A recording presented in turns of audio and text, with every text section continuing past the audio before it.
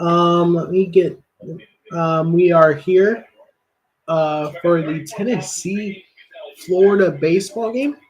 I believe this may be game 2 or 3 of the series. Let me see if I could figure that out for you right now. Um,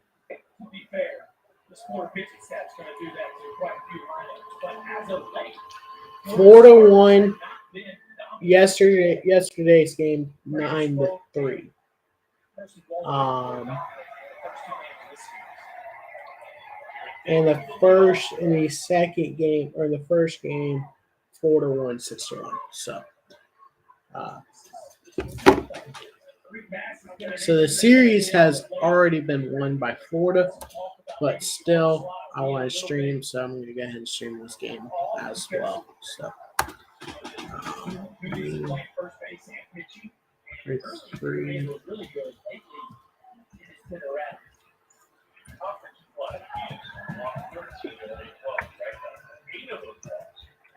Number 11, 10. Let's see.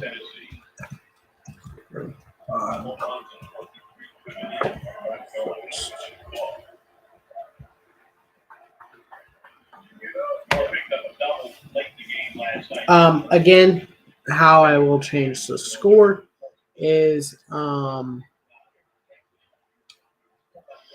when the score happens, then I'll change it. So running on first here for Tennessee in the bottom of the first. I know I was a little bit late. I had to get something done, and then I had a technical issue, which got fixed fairly quickly. We missed maybe less than half an inning or half an inning. There's 9 innings, so. Well, I think a lot of the throws he made from first base were deep double plays, 3-6-3 double plays. He was kind of getting a little sidearm. 3-0 count here for Tennessee, and that will be a walk, and that will make it a runner on first and second now for the Volunteers. I apologize. I know I'm going to mispronounce this name. Jack Caglione.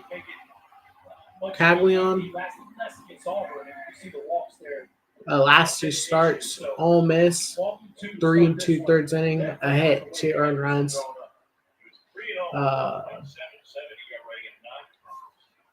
Both games, his last 2 games has been less than 1, so that could be something to keep an eye on for Florida. Caglione. Okay, so that's his last name, Jack Caglione. So far today, 10 pitches, 9 balls, and a strike. So not the greatest start for Caglione and the Florida Gators defensively. I was going to stream Thursday. It is pouring down rain.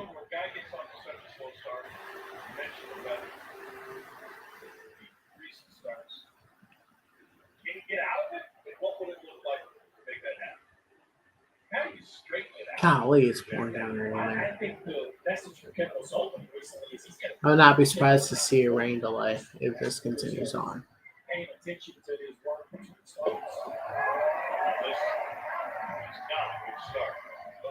And another ball for Caglione. Big picture, that's the answer. Currently, the message from Kevin Sullivan, I'm sure, is at some point you got to quit trying to be so fine. Trust your stuff over the middle of the plate, right? And many of the misses have not been big. That one was. That's when you start to get a little concerned. Blake Burke up to bat for Tennessee with a 2-0 count, 11 home runs on the season. And the third ball.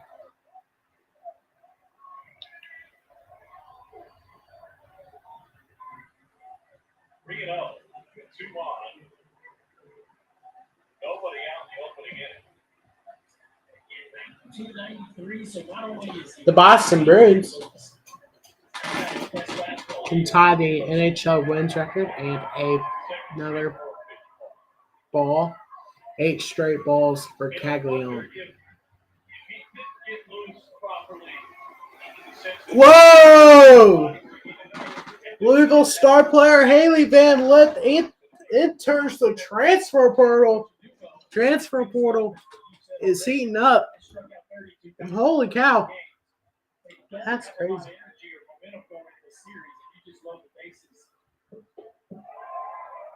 a real good way to kickstart an offense. Keep off the bench, got a pitch hit single at the end of long skin. Putting it not only in a slump, but also on the bench for Tennessee, transfer from Cincinnati. This one by Henderson Bearcat is a little better than not good enough. It's 2-0. 1 strike so far from Jack Caglione.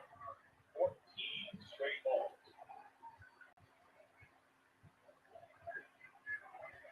Good 2-0. Low again. That's your other ball 15, right?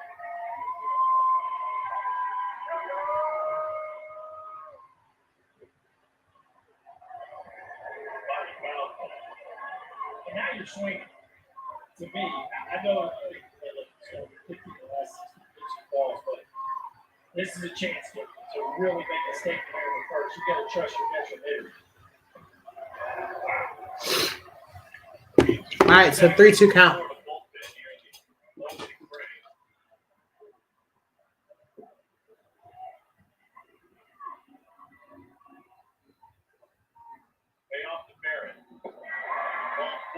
Ball 4, and that will be a run for Tennessee, making it 1-0 in the bottom of the first.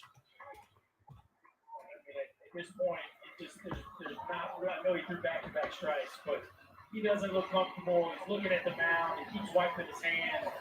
Like, you run the risk of this thing getting into a really big number quickly.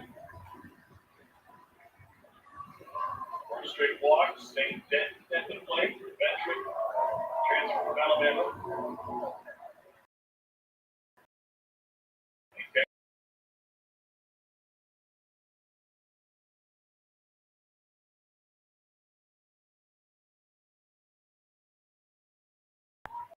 One point.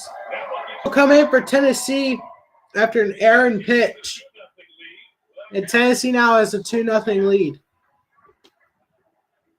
Well, you got the first-year starter, Jack Caglione, did not pitch last year. You got a freshman catcher, and this one just scoots right through the 5-hole, right? Heyman doesn't get the glove to the ground. It skips off the back of home plate right between Heyman's legs, and Tennessee continues to get gifted opportunities here in the first.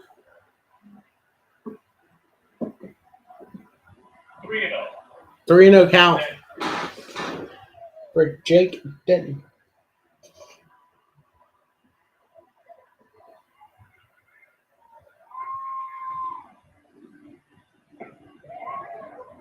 A strike there for Caglione. His third. Or Zane Denton. My bad.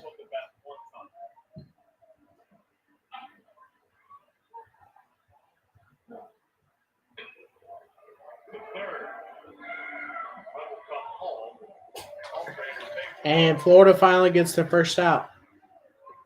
But Tennessee gets another run in, making it 3-0. The bottom of the first. Well, Caglione there, that was a pretty good changeup. Kent rolls it over, but Alter playing it deep at third base allows Burke to score. Tennessee now 3 runs on the board, and they're just looking back twice.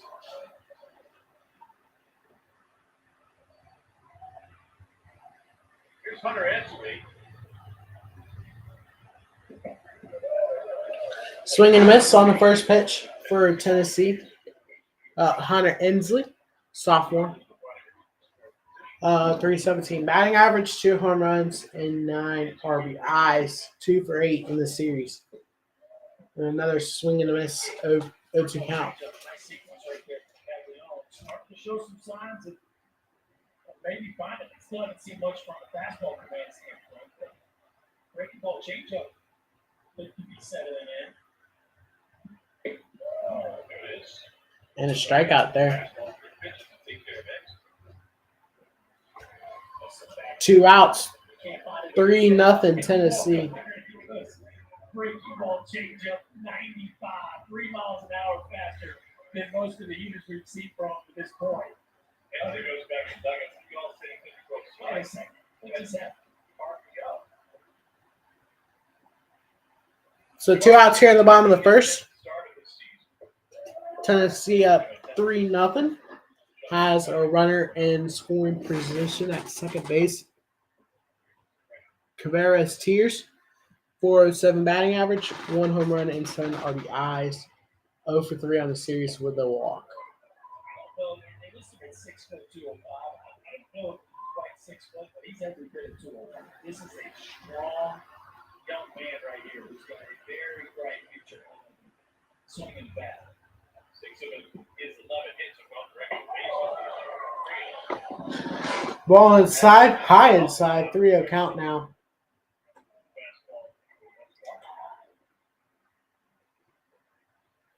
.30 pitches so far for Caglianone. Probably will be seeing a change here pretty soon. And now another 4-pitch walk for Caglianone.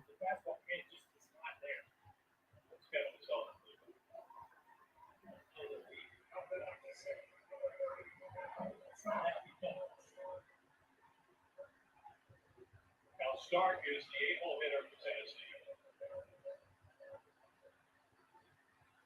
Looked over late, but the 4 Tennessee batters appears to be a walk. Lucas Lindsay, wild pitch. And an RBI ground out. It's 3-0. Well, he started the season with the Cal Stark for the junior. 243 batting average, 2 home runs, 4 RBIs, 851 OPS. And a 2-0 count here again. Obviously, he is uncomfortable. Caglianone is just not comfortable. The command is just not there for Caglianone, and we'll probably be seeing a change here shortly if this continues on, which it looks like it's continuing on. There's a batter where, I mean, he had one good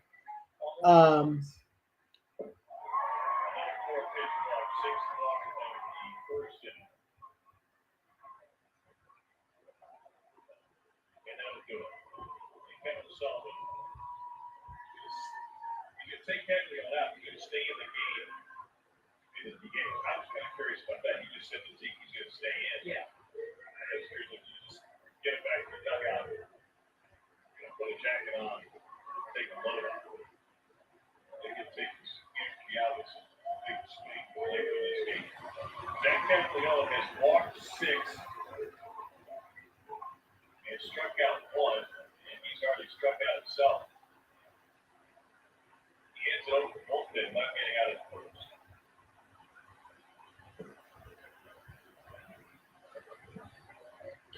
So pitching change for Florida. It was just not a good day.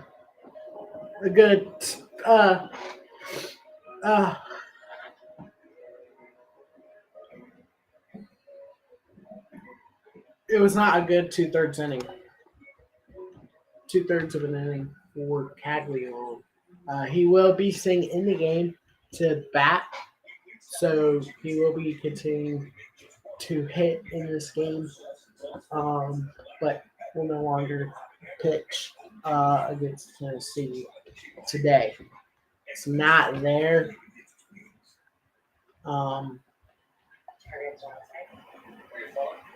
So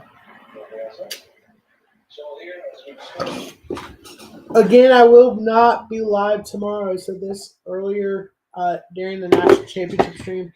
I will not be live tomorrow. I thought about it later on in the week. I have thought about actually maybe thinking about streaming, but then I ultimately went back to the reason why I wasn't thinking about streaming, which is it is a family day. It is a holiday, Easter Sunday, so I'm going to celebrate that with family. We have a guest coming over, so.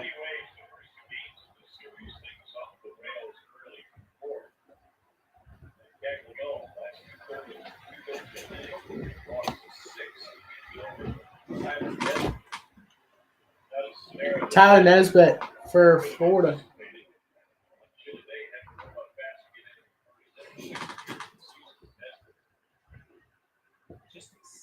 Sixth appearance for Nesbitt. And swing and a miss on his first pitch.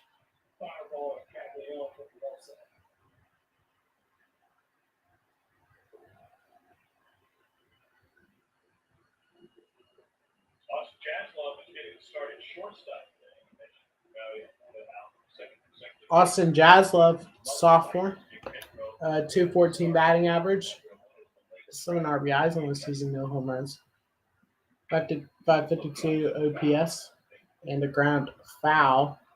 Can break this game open here in the bottom of the first inning with bases loaded for the Volunteers. And another foul tip by so 0-2 count. No walks, no runs. So definitely comfortable long relief. Swing and a miss. Strikeout. That's around in the opening frame. The Volunteers pushed 3 punts across without the benefit of a hit. Florida is open as early as usual. A ballet studio, an architecture firm, and homemade barbecue sauce. They're called small businesses. 3 runs pushed across for Tennessee without a hit. For some odd reason, somehow, Florida has a no-hitter going through 1 inning.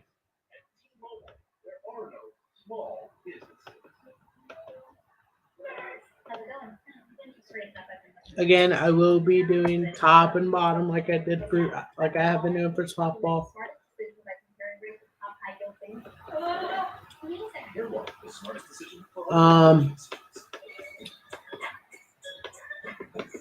Oh my gosh. Come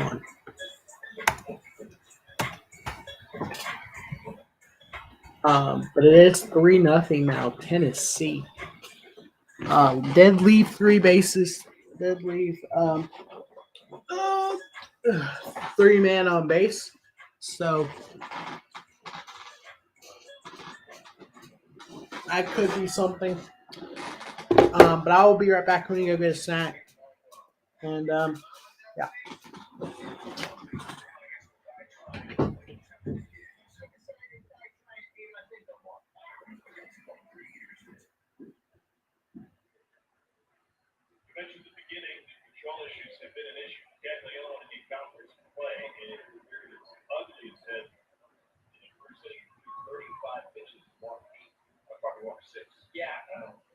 So is it better to still be in the game and get a chance to take out your frustration as a hitter, or is that one of those where you probably would almost want to check out a little bit? Curlin leads off the second. Well, he does get the option. He can do some damage to the ball. Yes. For baseball.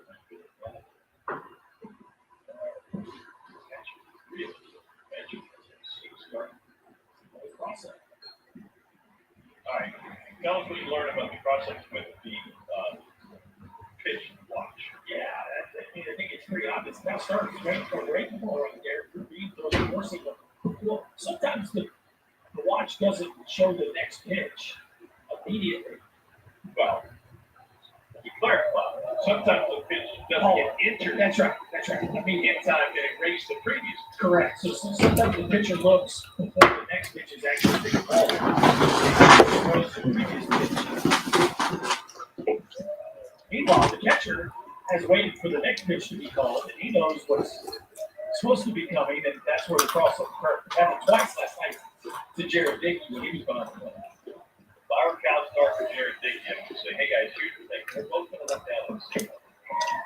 Full count, 3 mile an hour. So 3-2 count here. Cutter, primary pitches for me, from the curveball and change of coming. When he's especially facing left-handers, he'll show the breaking ball. Fouled away. Strike against righty, but it's mostly fastball in and out with the cutter than right-handers. Lefties see more curveball and changes. I don't know if you noticed, but that was a foul ball. He got the ball back before he got back on the mound, looked down and blocked. And it checked again when he went out, got to the run. Shortstop, backhanded by Jazz Love. Now, And one down here for Florida. That's a big time play. A couple steps to your right on a wet, rainy day. You get to put your foot in the ground and let it rip across the diamond and get the speedy curve. That's a SEC shortstop kind of play right there by Austin Jasmine.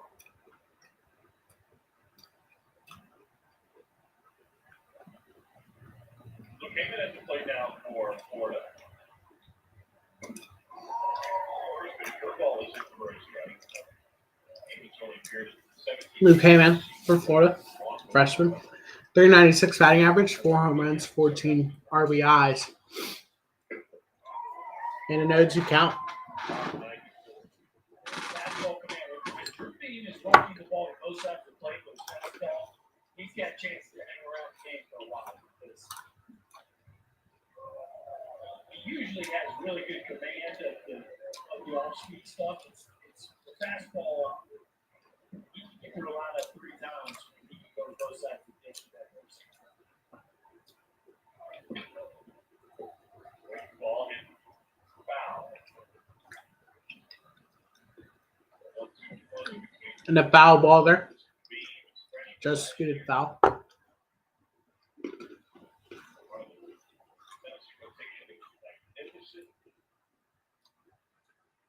See, with 57 and 9 last year, the starting conference was 12 and 0 now. That's 4 and 7 to start the SEC this year. Including the series sweep on the road at Missouri, the Open conference play. Missouri didn't win another conference game. Las Vegas made it. Off fading 43 hits into the bottom of the night. Missouri got hit by the injury bug over the last couple of weeks, and then the pitching staff that Tennessee faced at Missouri was quite different than what folks have seen over the last couple of weeks. That being said, that's a series that will stick with them throughout the course of conference play. The fact that they lost all 3 games.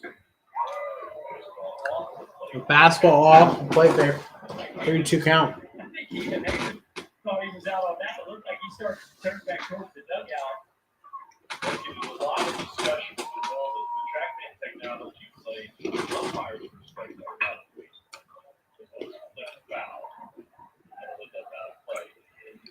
The idea that the Long foul ball there for Florida. college game, is that unfair to college pitchers that it's such a strict strike zone? Yes.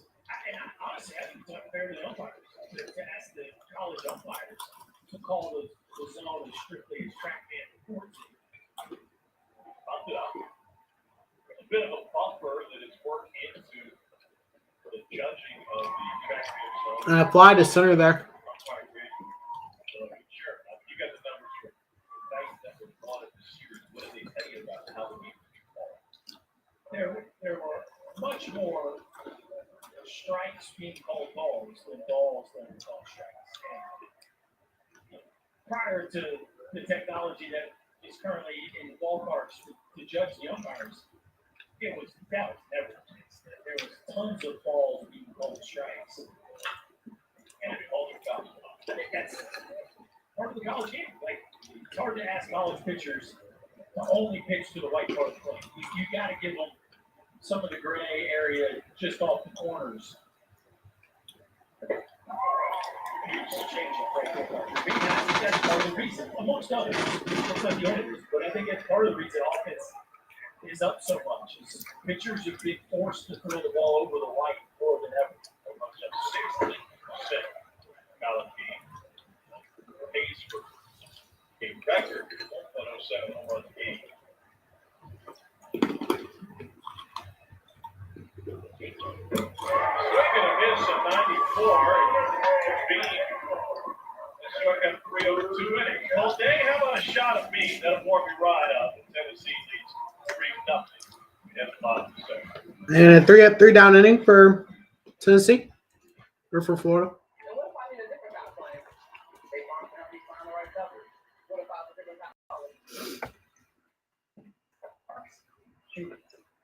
Sandwiches,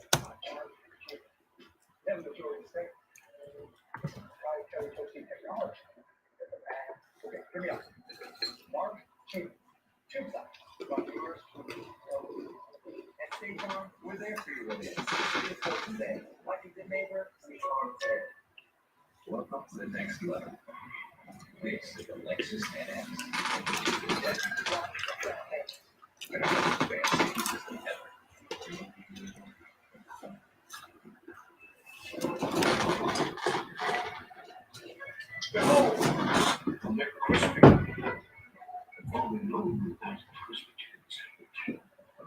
Congratulations.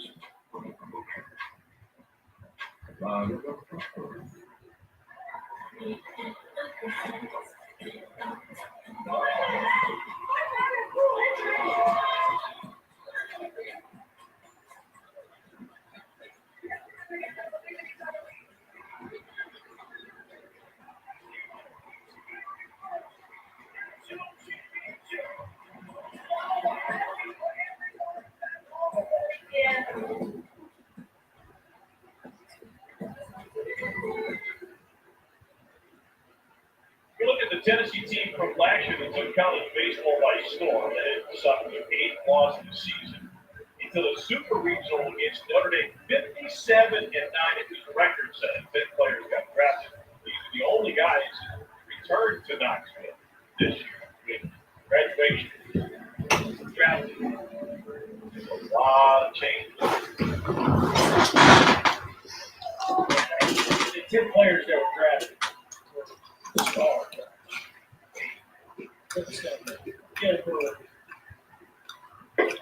All right, so the first pitch of the inning is the ball. Just names that were Huncho, names that will be forever talked about here. And up, and that should be an easy out. And it is. That business you run, especially Wagner, build up that.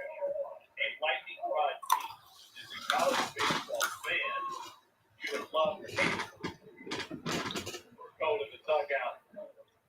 Daddy had the energy, the swagger, the back flips, all of it.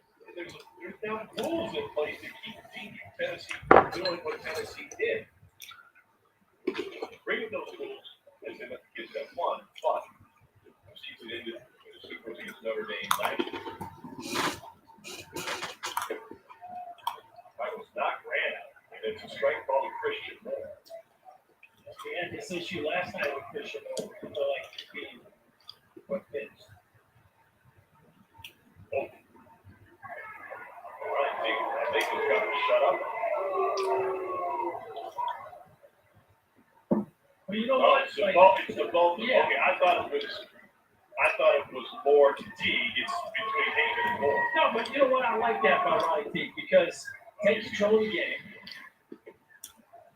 Yeah, take control. You don't throw anybody out. You don't need to do anything harsh, but you do need to take control of the game. You got two players that are getting after each other. You know, tell them both knock it off and move on. Chopped off the plate. Rivera has to charge, and on the run, got it. Two down. It's lucky Blake Burke coming to play. Able to keep up. Yeah, he just continues to impress. You know, a couple homers, 5 RBIs, but he's also shown some real range and accuracy with the arm as well. I'm curious, as an infielder in that situation, by the time the ball gets to you, it's going to be flat.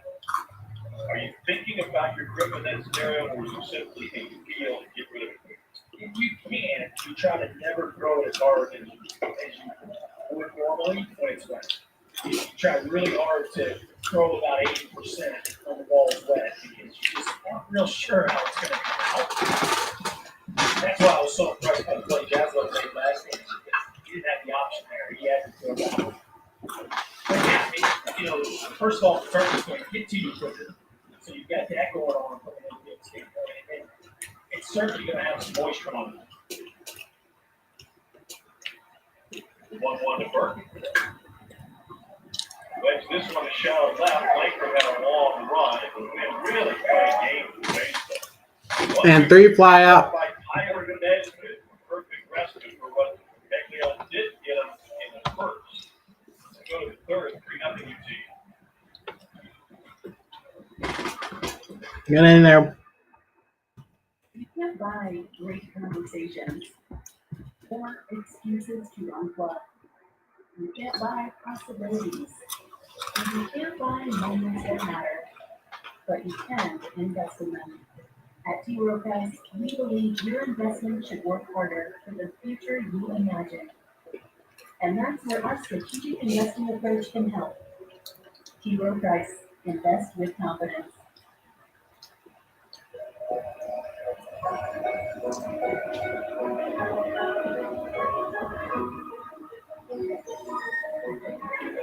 Affordable design and use possibilities. IKEA. A new car loses about 10% of its value when they drive off the line. Or more. That's why Farmer's new car replacement makes it replacing with a new one of the same make and model. Get a whole lot of something with Farmer's policy works. We are Farmers. Ace is the place for paint because only Ace offers the extra mile promise. We'll help you get everything you need to paint one trip or deliver it free. Ace is the only national hardware retailer that carries Benjamin Moore paint in over 4,000 stores. Our best premium paint with a huge selection of colors, premium paint, award-winning service, and the extra mile promise. Ace is the place for paint. Around the block, paint in stock, service and delivery guaranteed. Ace is the place for hardware, folks. Here's one of the national top 10. Courtesy of All right, so your top 10 here: LSU, Wake Forest, Florida, Vandy, Arkansas, Carolina, Virginia, Stanford, Boston College, and Kentucky. 1, 2, 3, 4, 5, 6. 6 of those teams are SEC teams. That's crazy. We're at the halfway point, a little past the halfway point where you start to actually figure out, right? The preseason stuff, you're taking your best guess. Now you got 30 games or so to really see what teams have. And I will say that of that top 10, about half of those teams were preseason top 10. So, they got about half. Who's won? LSU's been one the whole time. They'll get you the Hall of Fame. Shot to center and a beautiful running grab made easy by Hunter A Henson. long fly ball out to deep center for the first shot. I love the Boston College story. They've already lost their series this weekend to Louisville, but this is a BC program which does not have a great history. They've been in this tournament 11 times in their program's history. They're playing baseball forever. Only 3 trips to the NCAA tournament this century. Mike Gambino's the mid-season coach of the year in college baseball. No doubt about that. They finished last in the ACC, and if the season were to end today, they'd be hosting each other. It's not just a good start; they beat some real teams. Tripper up the first baseline for Michael Robertson. QB1 right there making a play. They call him QB1 around the clubhouse because he was a big-time high school quarterback. And he made that very difficult play against the speedy Robertson look easy. Got to hop off the play, again, a lot more the mound deal with the conditions and short off that release. Like, somebody's a running back in the flat. Had some pretty good players coming out of Blackman High School in Murfreesboro over the years. Like the top of the order, like first trip through, being allowed to just one hit. Struck out 3. Third ball to start off blanker on the ball. Jennings, 49. Oh, by the way, football's not a good thing. Blackman High School David Price. Came from the same high school.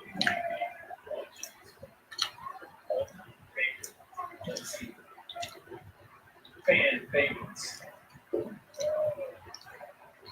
First guy that did that. That's 49ers right now, too. That's real pitch. Ball 4, the first one. Oh, crap. Fifth in the SEC in walk. That's a perfect example of the strike zone we were talking about there. All 4 of those misses were marginal at best. But now you walk Langford. And here's Caglianone's first shot since getting pulled out of the game as a pitcher. I feel like he's going to swing really hard. He swing hard, even if he was throwing and don't hit it. That's fair.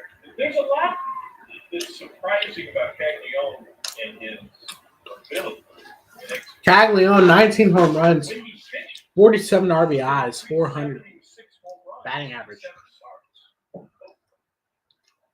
A high inside pitch. And Florida will get to second.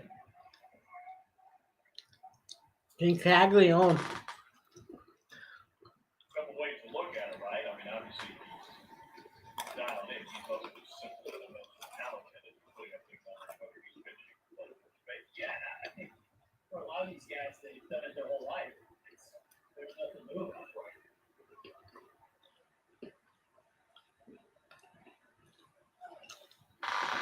They know how to. No. I think he's been striking people out. They measure overs. Start playing this game. So, Struck out looking his first time up and sliced the curveball foul 2-1 in that catch. so like, that's a really interesting 2-0 curveball. He lets it travel and rifles it foul down the left field line. That's just not your normal approach. Just a free swing power. So you need The pitch recognition up above. Burke coming in for first. Think about it. Yeah. 2 straight up through 3. And 1 hit. The lap by B.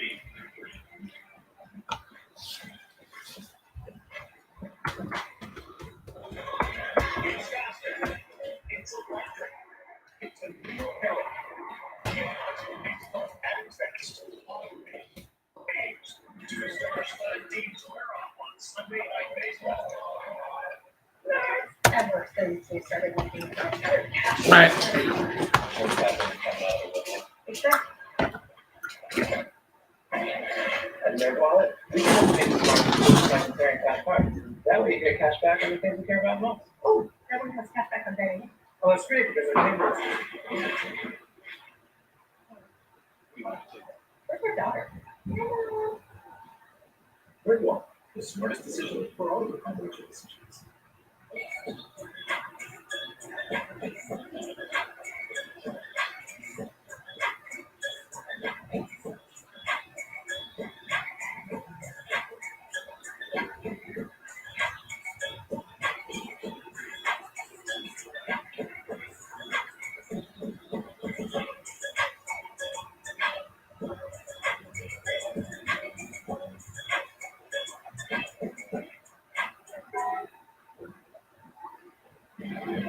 Nothing search for her. There's some weather in the southeast. This is the SEC on ESPN.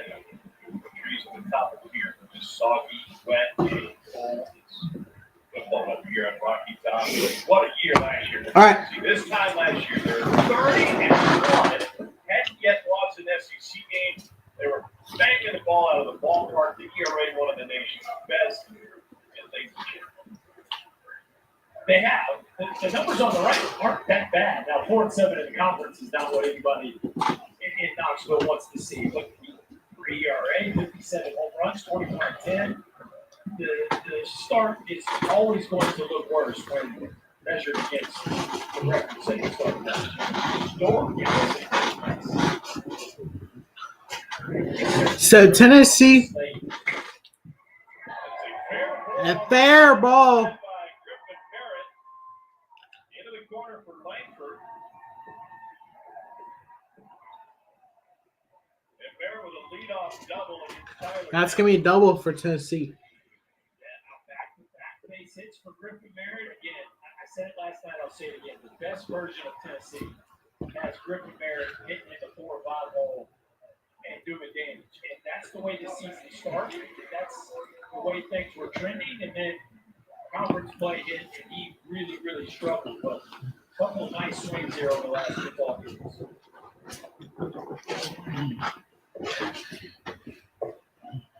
Pitch loaded, St. He's over coming into this weekend. 7 SEC teams have Zane a didn't chance up to bat. Still a lot to happen with that. 2-0 count.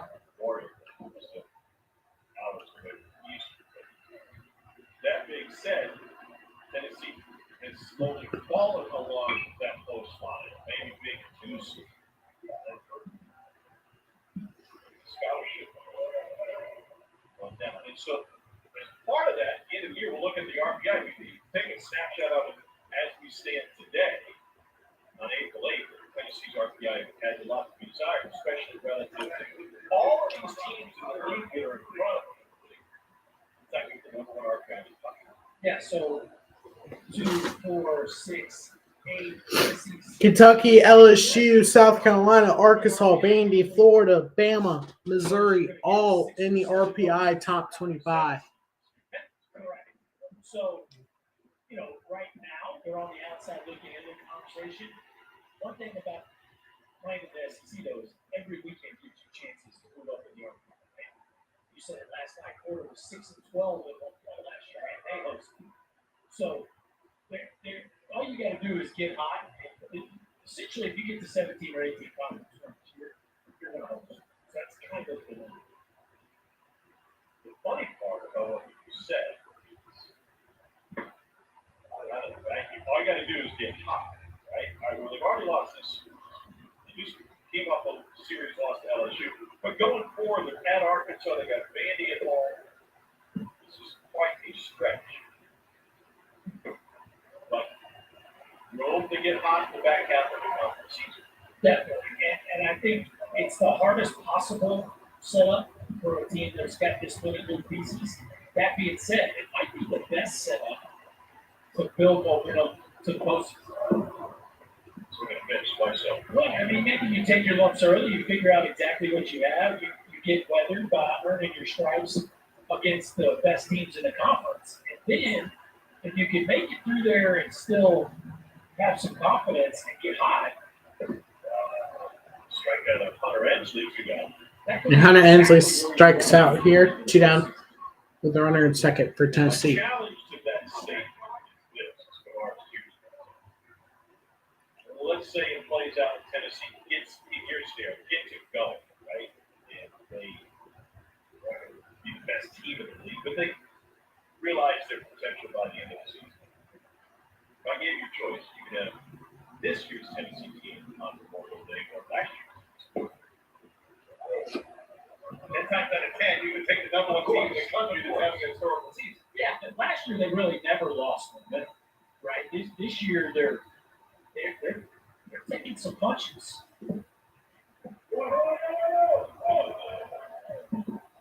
Dirk. And I did 2 of the games against A&M, and I will say that weekend Tennessee looked like a contender to win the conference. Last weekend against number 1 team in the country, there were some really high highs in that series for Tennessee. Now, the first 2 games of this series, they've gotten popped. So, you don't want to overreact to just a snapshot in time and get too down on this Tennessee team because there is a bunch of talent on this roster. This is also your program as a whole. Big old orange bullseye on his back. Shot got up. And a shot that's going to earn a run for Tennessee. Tennessee keeps it going. That's good. So that will be another run, making it 4-0. Tennessee gets through the fielder, gets to the outfield. See what happens here. Glove to the ground. The ball can get over you. So watch Kerwin just doesn't. First of all, I thought he could have got around it. I thought he Definitely could have got in thought. front of it if he I wanted thought he to. got it, but no, it scoots into the outfield, and which gives Tennessee another Just run. comes up So there, 4-3 the ball scoots below him. or 4-0 bottom third for Tennessee. And a towering blast for Tennessee. A 2-run, no doubt bomb.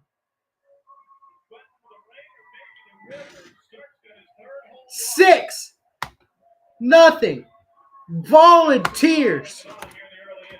No doubt bomb.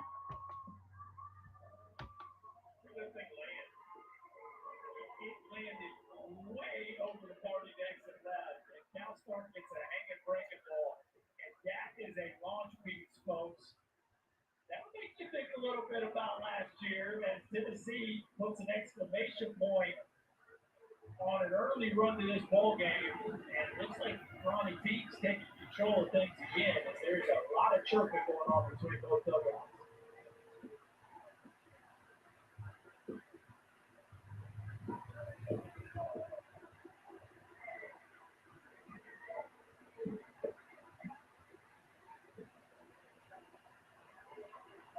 Tony Vitello's going to get a visit for Ronnie Peake.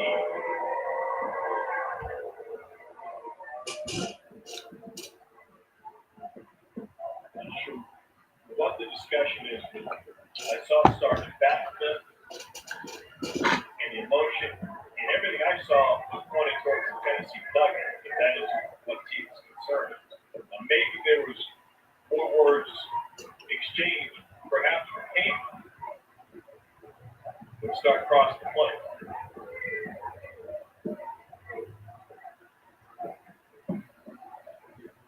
What's your best guess? Yeah, and it looked like as Tennessee was gathering outside of the dugout that there was a lot of talking going on. And so umpires are taking control of this game. In the ball game. Chirping has been going on throughout this game. So throughout this early part of this game, in Tennessee though, they're up 6-0 in 3 innings. A lot of runs are scored in baseball. I mean, shoot, a lot of runs are scored in softball, but dang. Tennessee, I was like. And I'm always worried about baseball not having any runs. Like, that's been, like, my main concern. Like, I wasn't concerned about softball because that game, softball is fast-paced and just moving. Tennessee's a lot, or baseball is a lot slower than softball.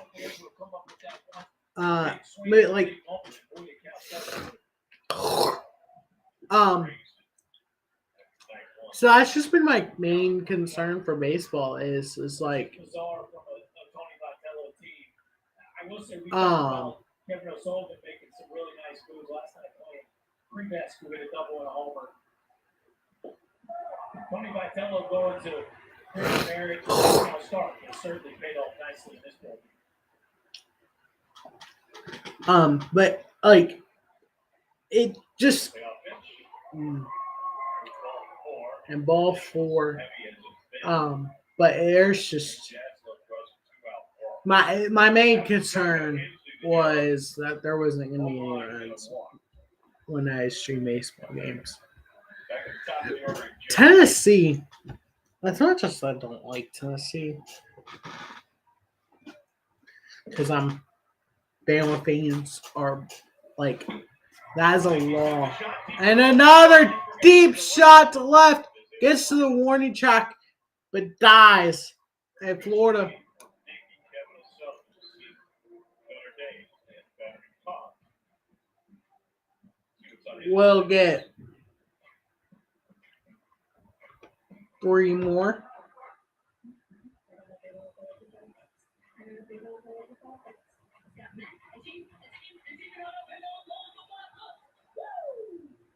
KFC's $5 mac and cheese bowl is back. Get yours in classic or spicy.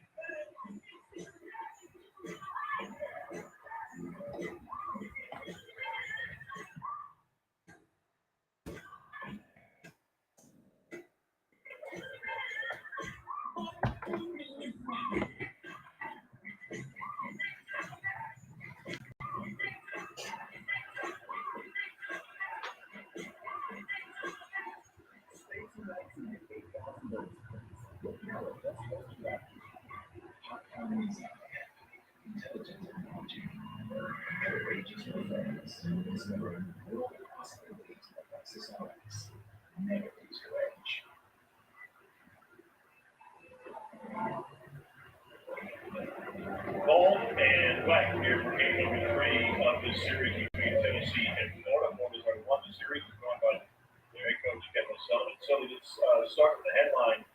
Jack Caglione really struggled to find the strike zone in the first inning. What did you see? I'm not quite sure. They won the game, which is where we won strikes on that. Trying to throw some different pitches here to get back on track and this fastball.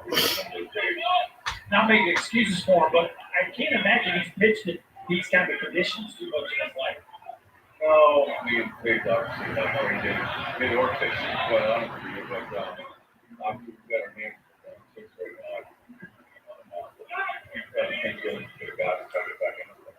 now. What was said to you after the home run? Joe was saying we didn't get confirmation on what the issue was. I don't know. I was sitting back and I was kind of watching Tyler react now. A little bit rough to chase, but I guess. Just choking between dugouts. Okay. Yeah, that's right. It's almost like after sport, it's kind of unexpected for Tennessee. There's a phenomenal potential, especially between these programs with a fair assumption. Sure. I mean, And out ground out there for Florida for the first out of the 4th inning. they maybe shouldn't, but that goes right back. So I know that umpire was kind of this year, but it is what it is. And we won the first 2 games, and they come out today and got a good start against us. This was it. Our whole focus right now is kind of how to do about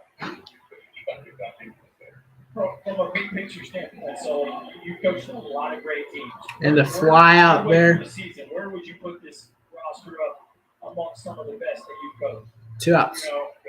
that's a lot. It's hard to compare off. Florida just can't find anything right now. I think right now for us, Calhoun or Cal, I don't even know. He couldn't find it in the first inning, and hasn't been going anything right for Florida today. I don't really have momentum.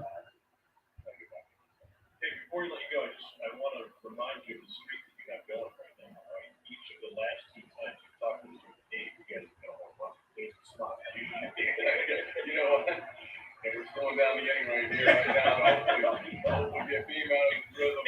Maybe Dave can run anyone here. So I might need to stay on there. Yeah. Let's go one pitch. I don't know for another bet. I don't know where we go from here. I mean, we exhausted all the baseball conversation. You been boat shopping lately? Yeah, we talked about that yesterday. Are you more of a pontoon guy or something a little more muscle tonight? You got the speedboat, you got the pontoon. I'm just starting to put the pontoon. Chris, I am no way ready for the speedboat. I don't think anybody's ready for you to be at the throttle of speedboat. Let's go pontoon. I like that. Pontoon. Let's do that. There's no question. Everybody's got to know their limits, right? You're self-awareness. You've always been Self-awareness, oh yeah. Currently sitting on 9 home runs in the season. If this happens, Well, we don't want to get you ready. Glad we let you get back to work. We appreciate it. Thanks, Sarge. And we'll start with the coach of leaders. Look at Captain Henry Davis on 2 minutes. But I like his scouting report on himself. He doesn't need that temptation. He doesn't need to speak up. And the ball outside there. 1-2.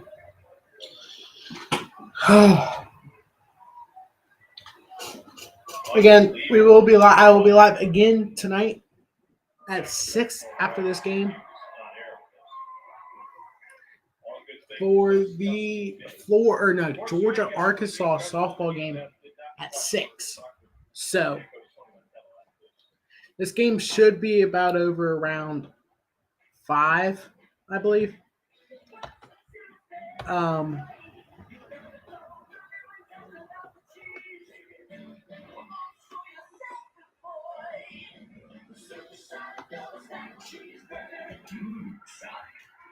So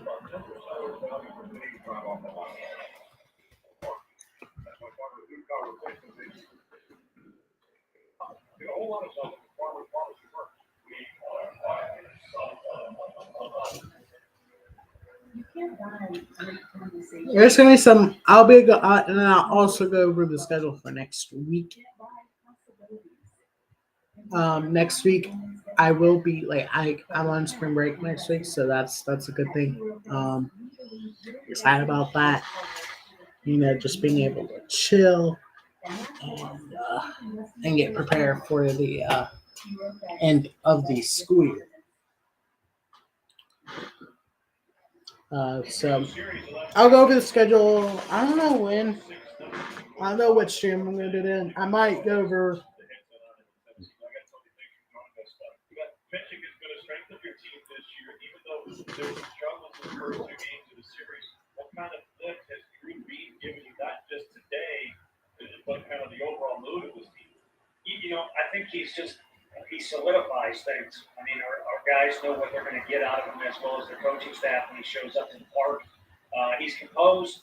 He competes the right way. I could go on a long list of things, but, baseball guys, you don't want to jinx anything in the middle of the game. But, again, you know what you're getting in the guys like playing behind him.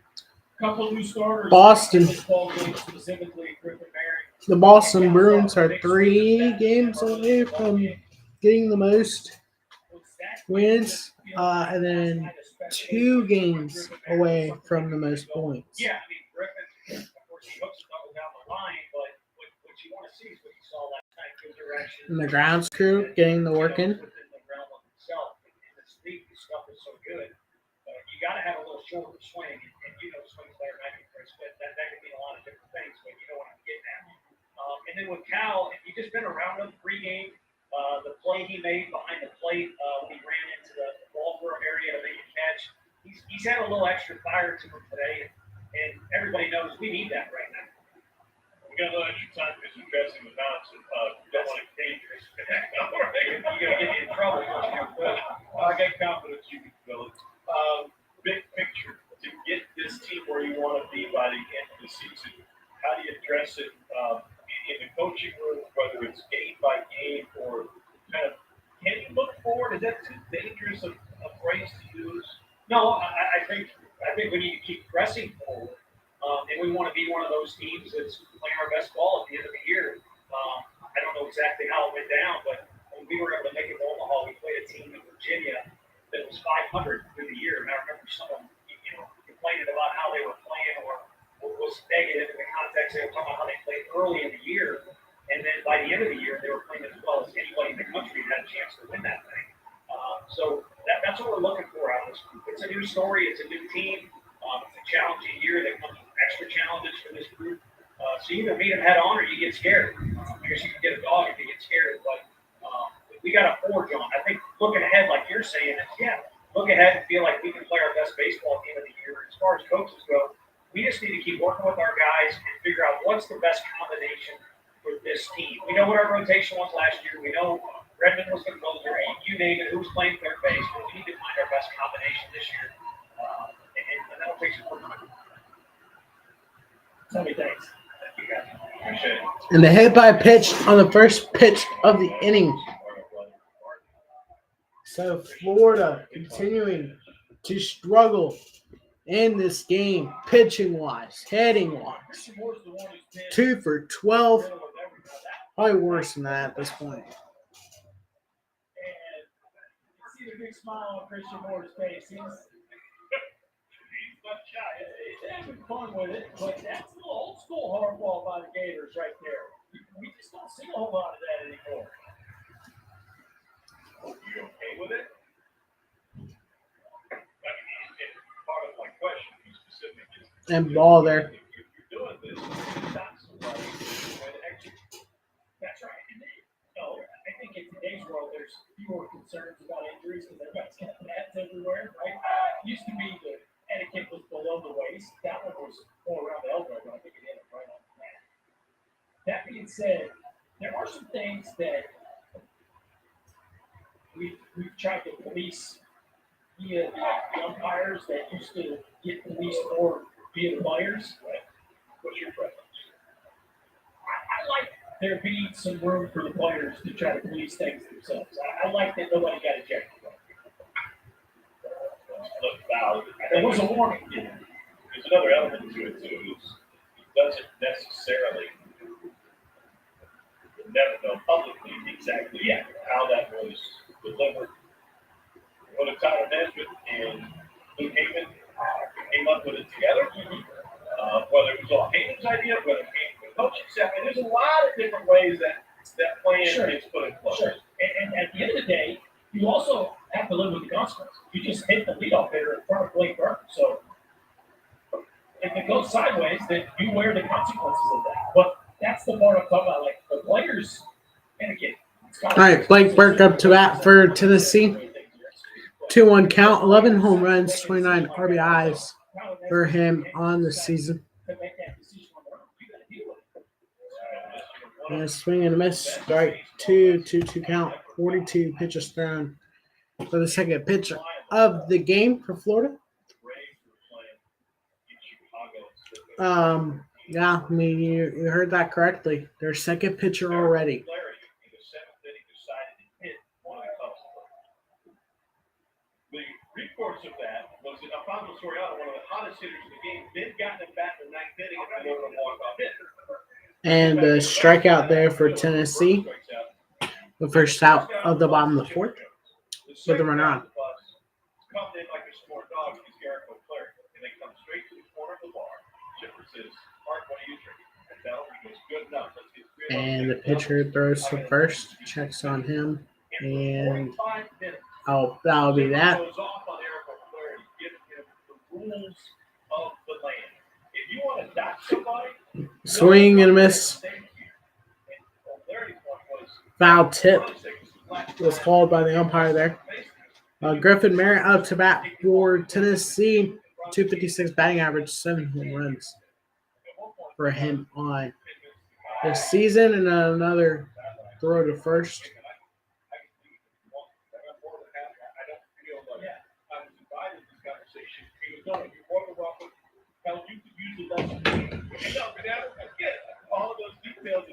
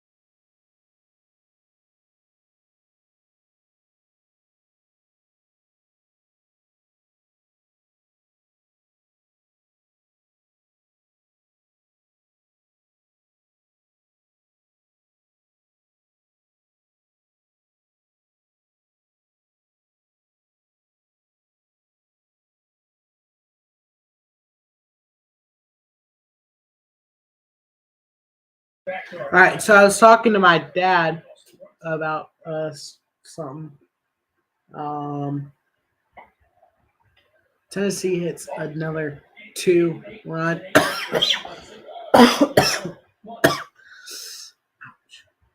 Tennessee hits another 2-run bomb. No doubter as well. Their second one in the bottom of the second and 2 innings. So now it is 8-0 Tennessee. Here in a minute, I will be turning off my camera and mic for a minute.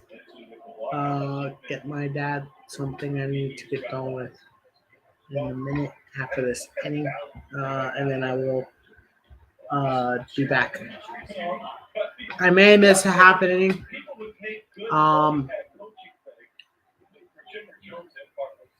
But I probably should get this done with now. So looks like we may be even having a pitching change here. That kind of retaliation. A lot of that stuff doesn't even need to be addressed anymore because it just doesn't happen. So when we go to break, I will be turning off my camera for a moment.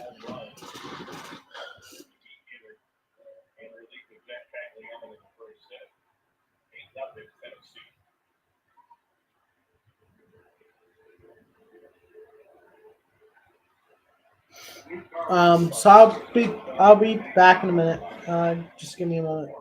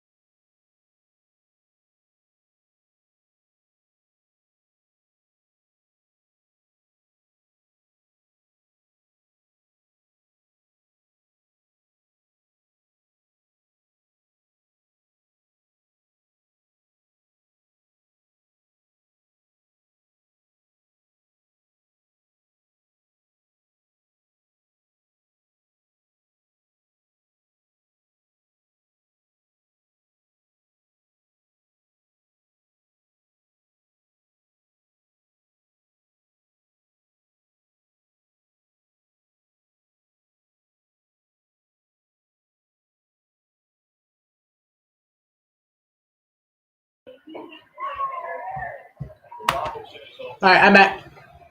Florida now has 2 on, or 1 on, 2 out. Runner in second after a long double.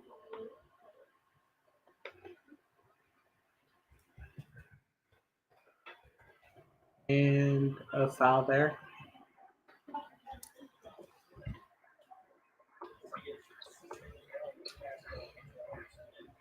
Hate nothing though. That's crazy.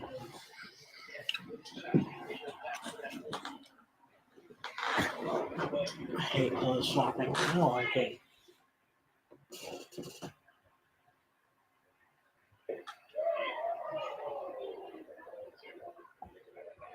One ball, 2 strikes. Clothes shopping just takes forever. I'm a dude. I don't like clothes shopping. I really don't like clothes shopping. They make things.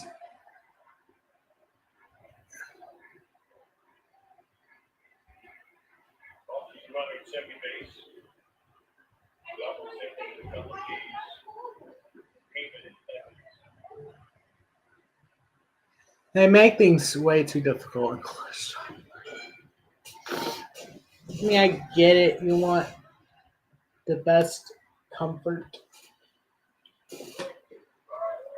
But, I mean, it takes forever to clothes shop.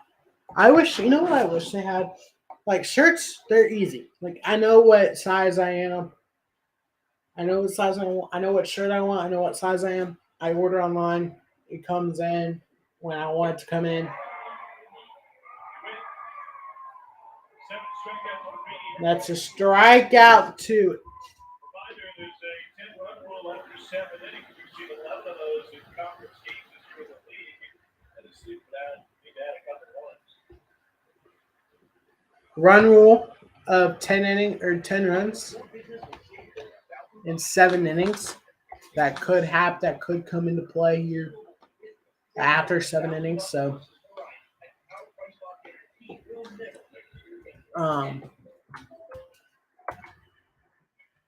so that could be something to pay attention to. 10 runs after 7.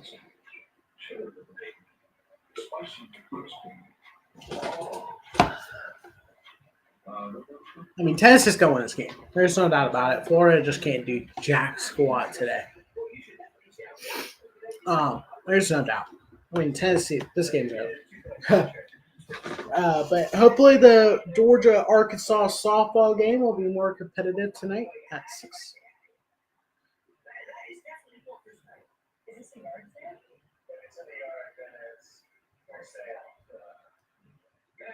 It's easy to switch and save on homeowners and renters insurance.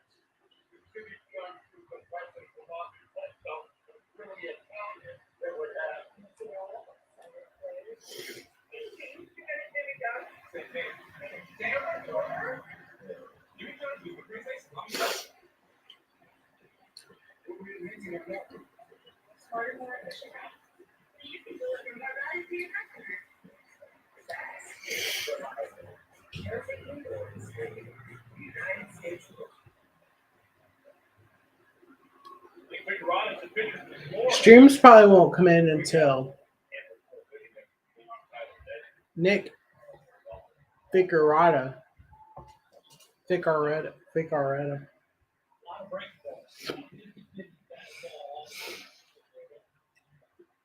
Swing and a miss. Strike 1. Nick Ficaretta. 4.9 ERA. 21 and 2/3 innings pitched on the season.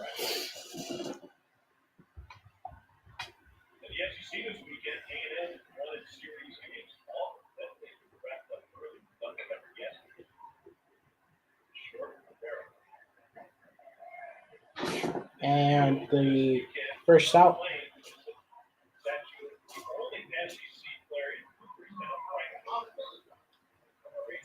So hard to play with it.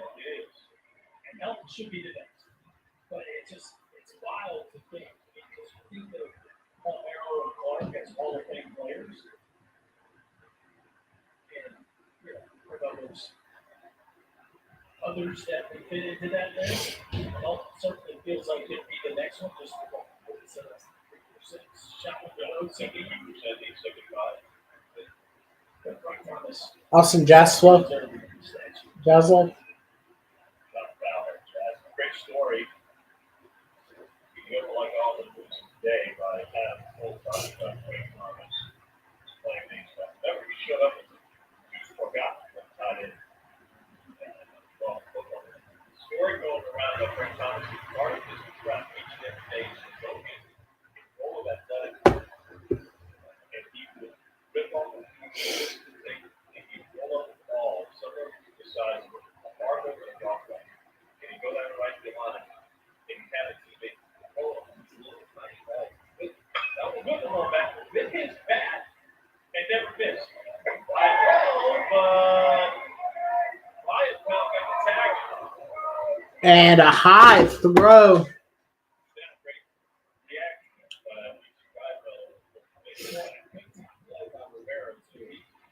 He picks it and then watch him pick this thing.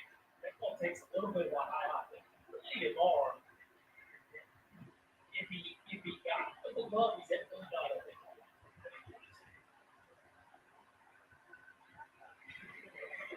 That should go as a base hit.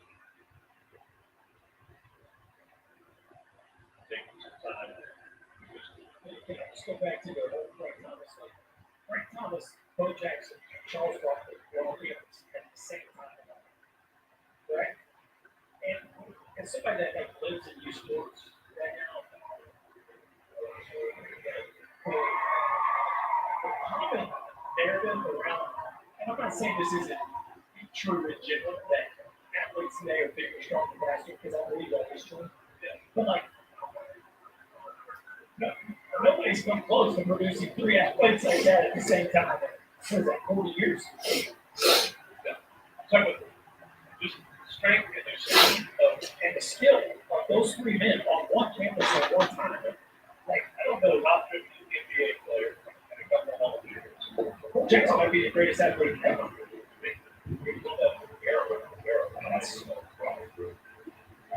So an error called on Florida. Runner is safe at first. I don't really agree with that, but okay. And a fly out will do.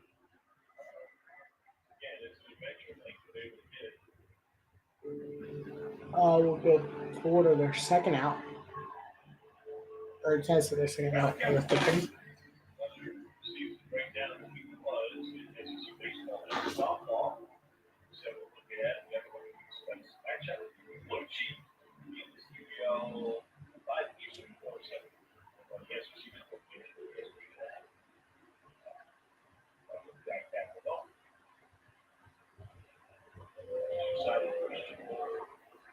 And the Masters, we all are interested in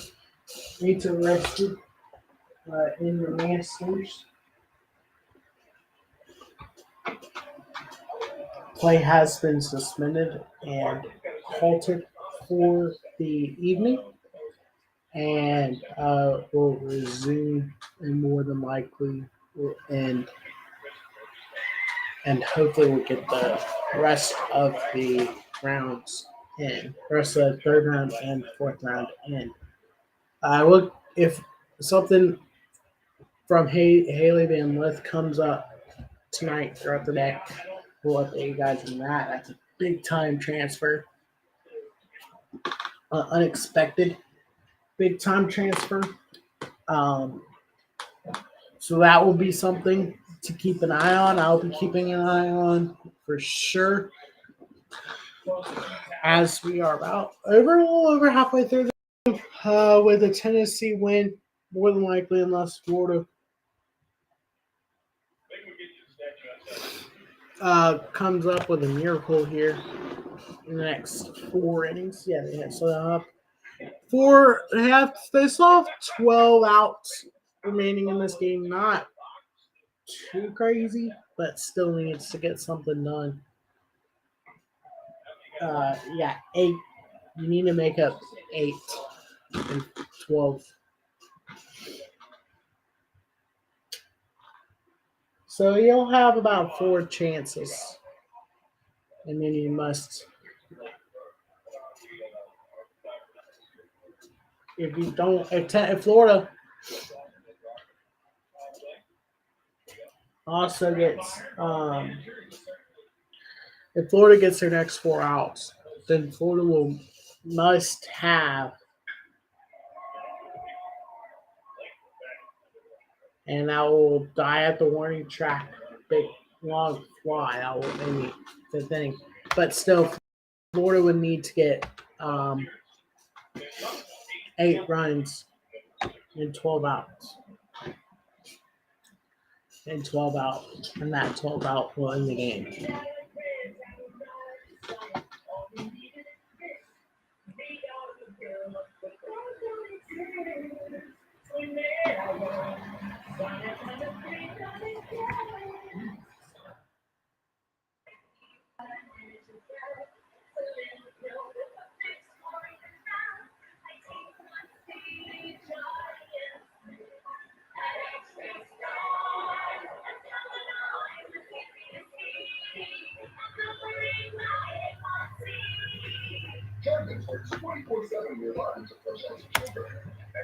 Every commercial now does this. Every stinking commercial does this now. You got Jardians doing it now. You had a lot of other stuff doing. Start out with freaking Burger King with the U Rule commercials. Then it got worse from there. And that was bad. Like,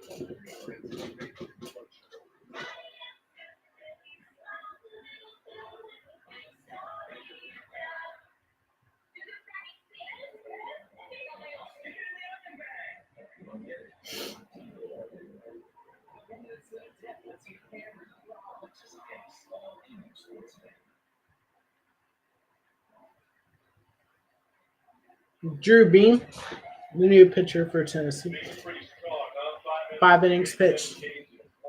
Or Drew Beam, the pitcher, 5 innings pitched, 2 hits, 0 earned runs, a walk, and 7 strikeouts on his appearance in SEC play this season. 7 strikes, 7 Ks. First strike of the inning. 0-1 count to start off the 6th.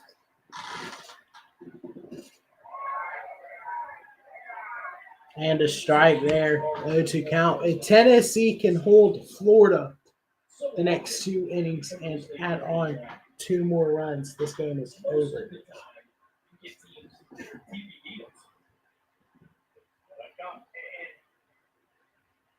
Not only was Tennessee ever TBD, they were running out for a long period of time. The guy who had the best numbers in the league. There was one time where Drew Beam was on pace to be the pitcher of the year and the freshman. He kind of maybe hit a little bit of a wall 2/3 of the way through the season, but you know it's a big confidence boost. The people finish this start off, keep posting zeros. They feel like they've gotten it back. That's a really big deal for this team. Swing and a miss, strike 3. 8 strikeouts today for Drew Beam. No, and we see another fastball that just continues to get by the game hitters. I think it's extremely powerful to feel like you have a distinct advantage in game. Right?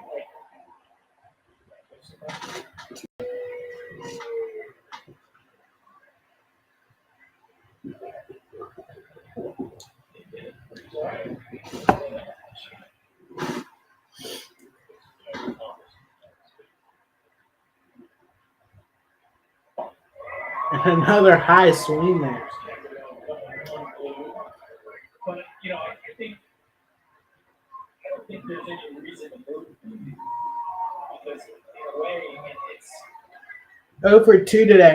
A strikeout as well for Caglione. they sure leg up in a pitching matchup as opposed to just ace versus ace.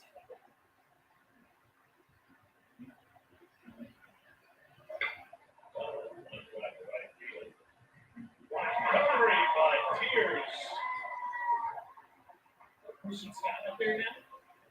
Caglione hits a long line drive, but caught at the warning track. Christian Scott, and when he gets turned two directions on this, that ball was probably 105 off the bat. Christian Scott was versing a black eye on the wall last night. Exactly the easiest first chance.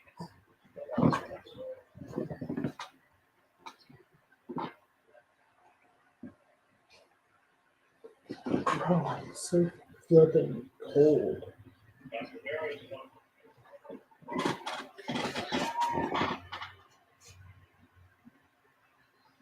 So Rivera up to bat for the Gators. 1 for 2 count. 4-2 batting average. 12 homers. 46 RBIs, I think. 1-1 count. Steven Adams. Okay, that's nothing that you guys can't know about. But 1-2 count. 8-0 lead for the Bond. And another. 10 of the last 11 retired by Cruz Bean. He's got it on cruise control. Tennessee didn't take nothing.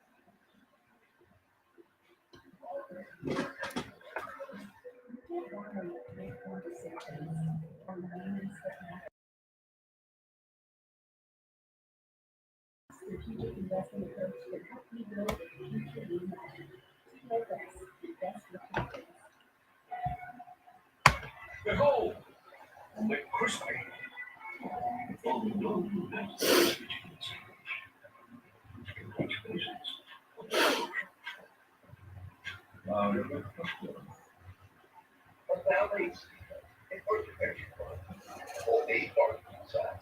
Call small businesses. People build them. There's nothing small about them. That's why T-Mobile for Business will save more than $1,000 versus Verizon, and with price lock guarantee will regulate your rate plan, so you can keep your focus on culture and making sure the sauce is extra spicy. At T-Mobile, there are no small businesses. Welcome to the next level. This is the Lexus NX with the 2-in-1 and those advanced safety system better.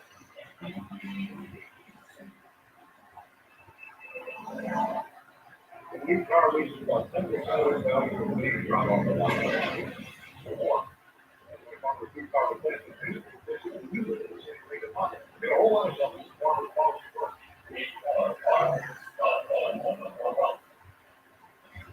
So then the NBA regular season tomorrow, all 30 teams playing from 1 o'clock to 3:30 Eastern, 12:30 Pacific. And our game for the Hawks sitting in a play-in spot in the Celtics, like we see in the East. LeBron and the Lakers trying to get out of the playing game. They're already eliminated Jazz. Our coverage says NBA got that 12:30 Eastern, 9:30 a.m. Pacific on ESPN and the app. Boys fell back to the bullpen. They started going to play Jack Hill and knock it out of the first hit. 6-1 got it. Chris Arroyo, left-hander, going over. Fine here. Just the second SEC appearance. There's some fastball, changeup. Curveball loves the changeup. Another one of these Russian ball-handers that so he's developing, getting opportunities to get out there on SEC mounds. This foul straight back.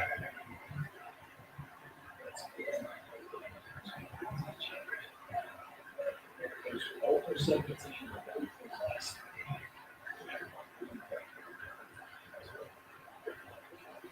I want to go back to discussion. Griffin Mara up to bat for Tennessee. Chris Arroyo is pitching for the Gators. 2-1 count. Yeah, Florida has just got nothing in this game. So, I could have two, possibly over an hour off until the softball game. So, Or at least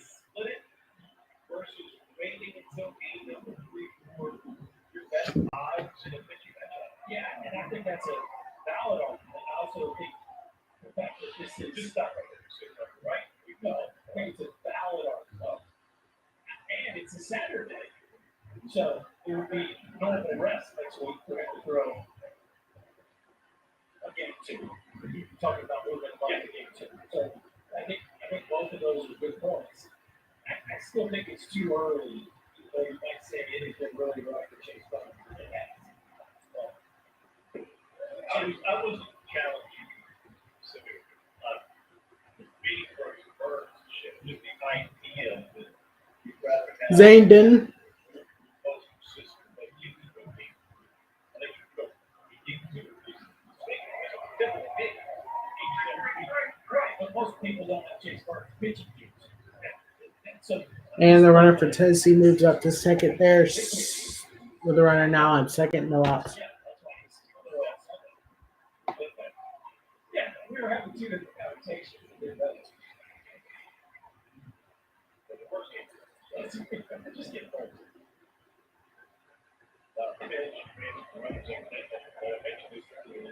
There's a run rule in SEC play. That's what you have to 7 innings. Mississippi State. All right. 11 of them.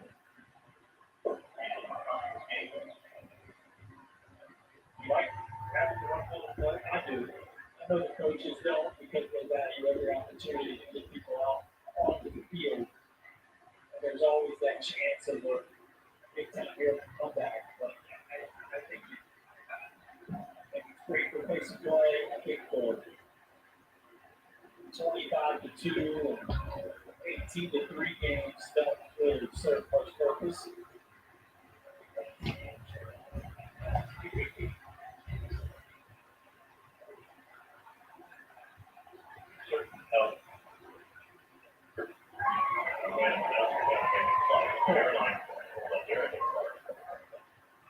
Back walks. Chris Arroyo. And another walk for Chris Arroyo. Think that himself. 10 walk out.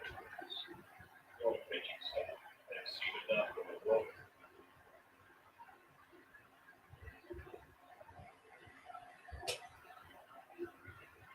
And another pitching change for the Florida Gators. Back to the bullpen. James gave a pitcher.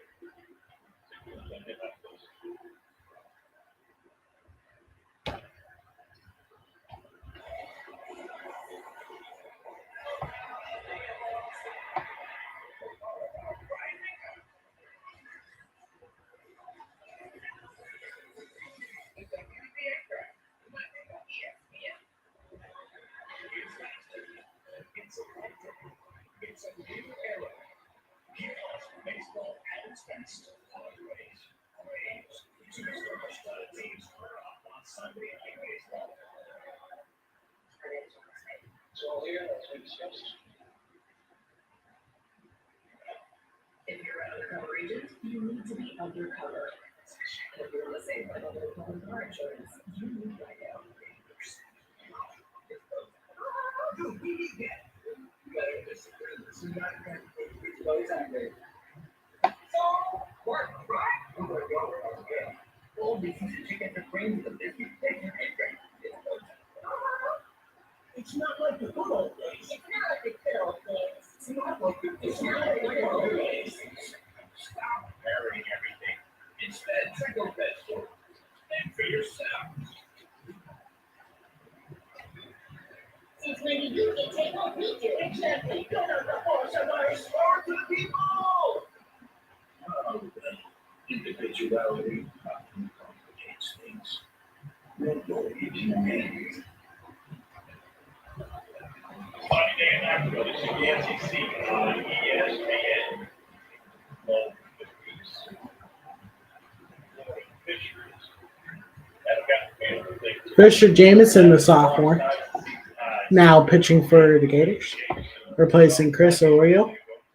It's Fisher's 8th appearance of the season, 1-3 record, 13 run ERA, 9 innings, 17 hits, and 10 strikes, and 3 walks.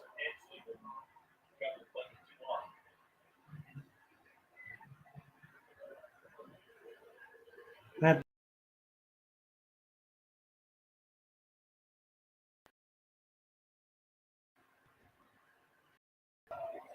Tennessee comes to hit with 3 outs away, picking up the win. Run the little play. men's ice hockey championship is tonight. Minnesota versus Quinnipiac. We talked about RPI a little bit earlier. Some of the numbers you got to get to be in that hosting conversation. One of the things from the Tennessee perspective, they can finish this one off. A win against Florida LSU. Rivera, stuttering stop, in time. Nice diving stop by Florida to get the lead runner at third for the force out and gives their Tennessee their first out at the bottom of the set. What a stop here. The base. Always right arm gets stuck.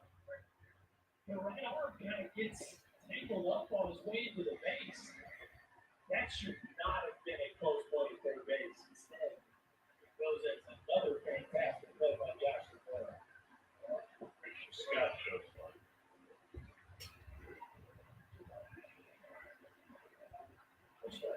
He really decelerates, and then to watch the right arm. The right arm gets caught up. And you pull it back. I don't know. It almost looked like he was pulling it back because he was getting ready to go with his spikes. Either way, that was not a base running clinic right there by Griffin Rivera. That should have been a bases loaded, nobody out situation for Tennessee. And his 100 innings is not going to be too happy going to be because that should have been a base hit. Rivera did fantastic. That was not his finest moment. They pull out a sweep, Boston College. David Dowd seemed Big RPI, but it's for a Louisville team. Christian Scott up to bat for Tennessee. 224 batting average, 3 home runs, 9 RBIs. Fouls it back, 3-2 count. 2 on. Runner on first and second for Tennessee.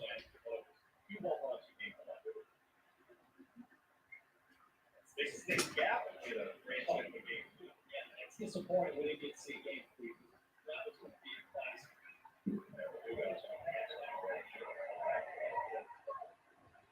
You see the energy when that's out there. Yeah, when you see Founders Park back again. Lions rankings since 2017. Was that wrong?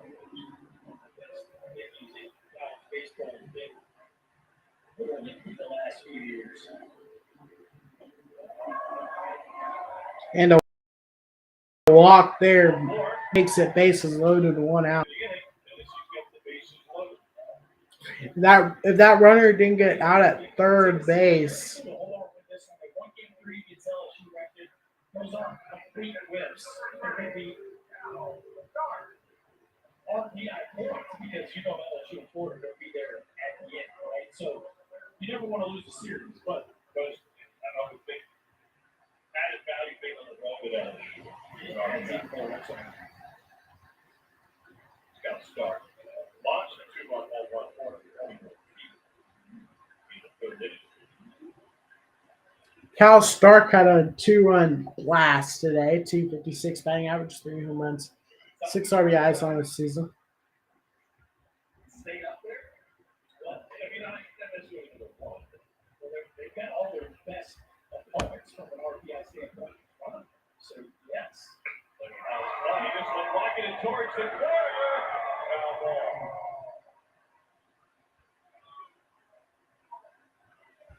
Cal Stark thought he had at least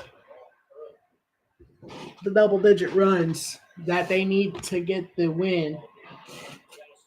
But it just drops foul just barely. And Tennessee now will have to wait on those 2 runs that they need to be able to run rule in the next half inning.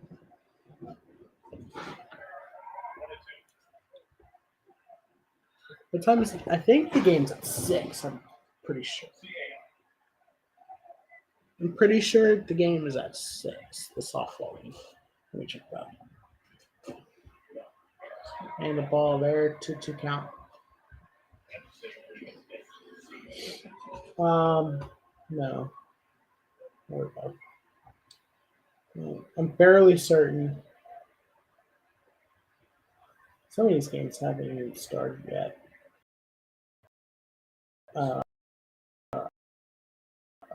Denver Softball State, Texas A&M. But that'll be it. I'm pretty sure I might just stream the Arkansas Georgia game at 6 and cut it at that point. There's no other baseball games, I'm pretty sure. Let me check, make sure, but I'm pretty sure there's no other baseball. Yeah, so I mean, there is a 6, but I don't want to really mix in baseball and softball. And the pitch hitter here for Tennessee, 2 outs.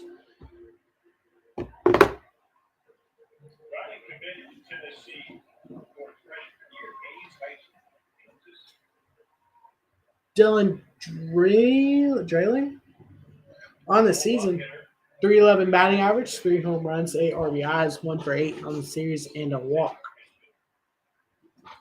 Dylan Drayling to bat for the Volunteers.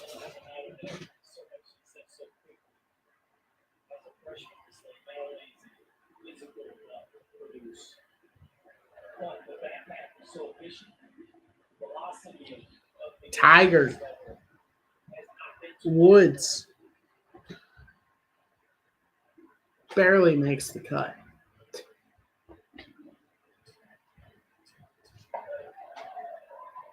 And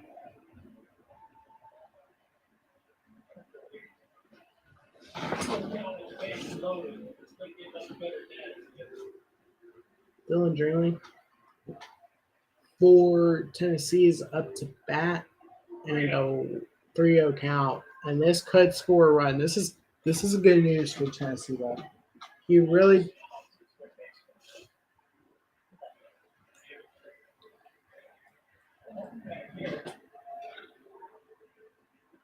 and ball 4, that will be another run for the Tennessee Volunteers.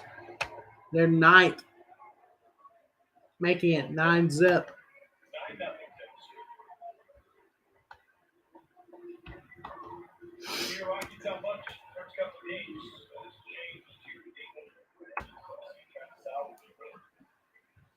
Right now, obviously, Florida will get their chance at the top of the 7th regardless. Rivera, the only reason it's not a good situation at the moment.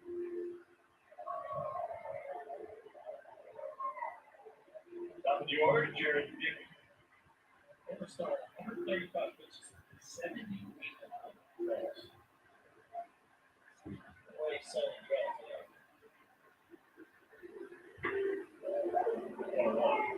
1-1 count. Jared Dickey up to bat for Tennessee today, 0 for 3, a walk and a score. He was 1 of 9 runs today for the Volunteers. And he was one of the ones that walked and scored in the first inning.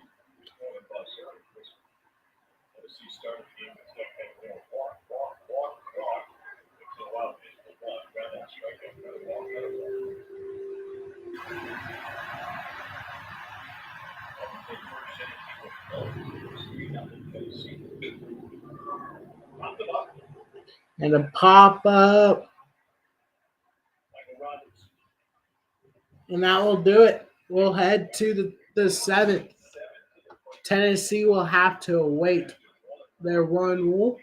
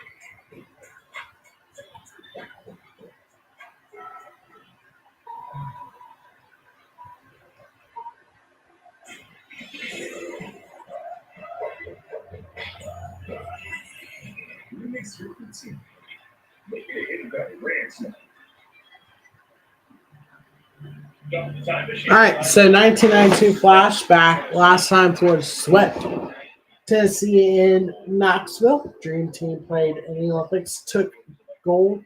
Bill Clinton was the president's top song, End of the Road. And Florida gets the first pitch. Base hit.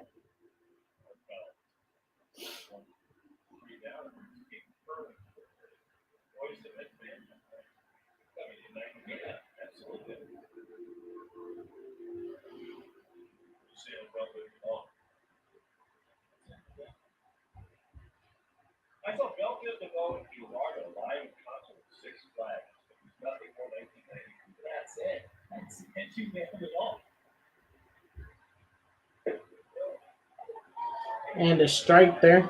Tennessee will have will have at least one more at bat in this game. Florida will not be guaranteed 3 outs. If Tennessee scores a run, it's over in the seventh. So.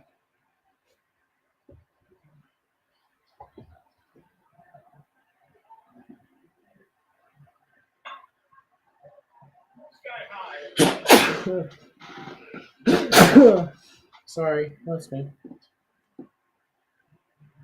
Nah. Baseball matchup, Padres and Braves wrapped up the 4-game series.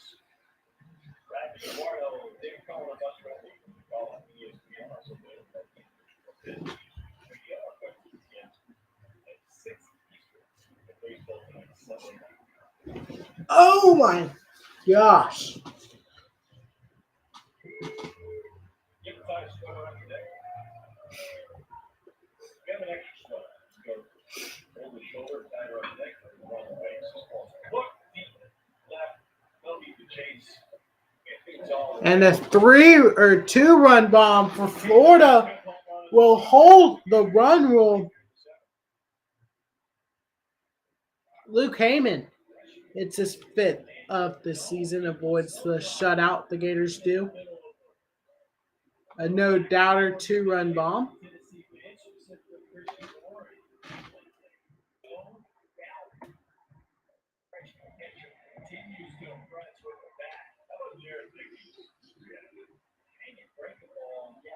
You really need to make a home run, and the left fielder does it for you. Jared Dickey did. I guess he did good. He looked like a step up.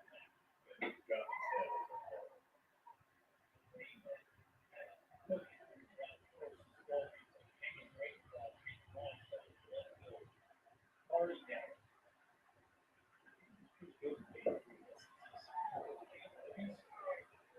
That's what he gets over. Three. One run about that being this season.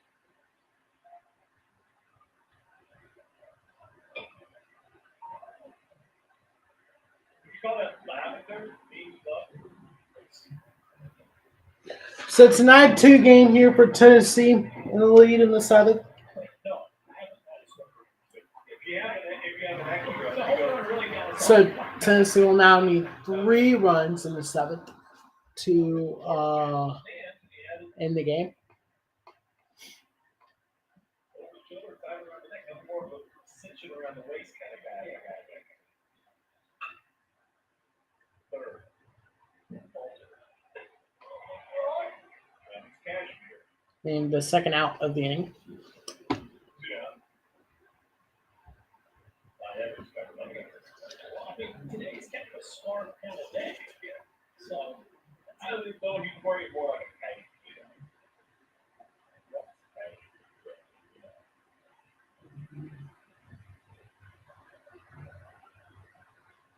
Got the lights. Just give me a buddy.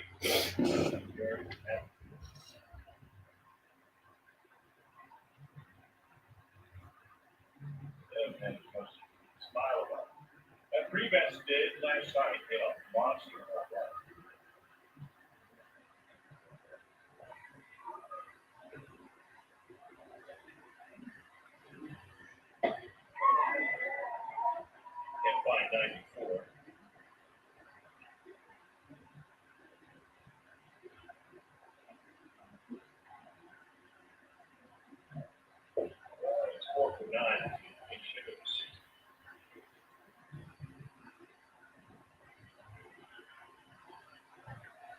He went home run in the fifth inning. And last night, Snyder, And swing and miss makes it 2 strikes for the ball. 1 ball, 2 strikes. 488. His was probably 425 or so. It was impressive. Swing and miss, strike 3.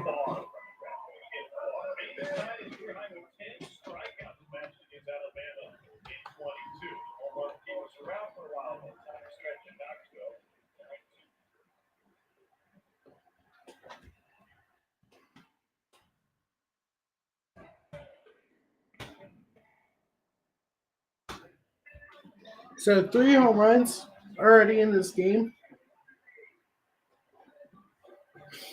Or 2 by Tennessee, 1 by Florida.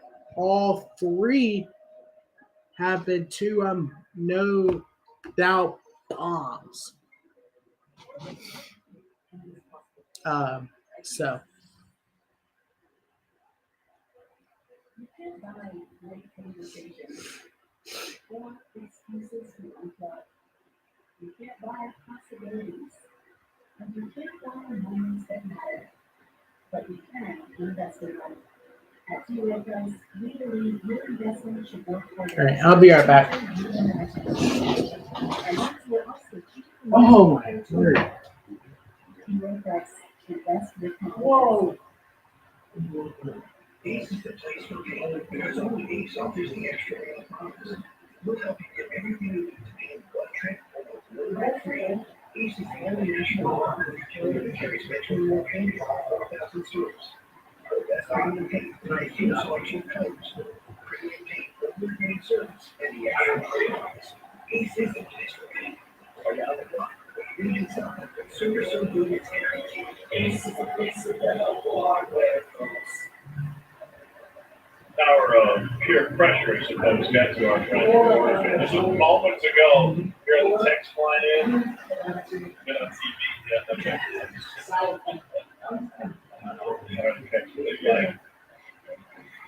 And then shortly after he got it, he was and so his buddy was showing him ball, but I guess so here's what's funny. He's obviously doing it to stay warm. That is what we call it. Instead of not looking at it. It's an interesting, really good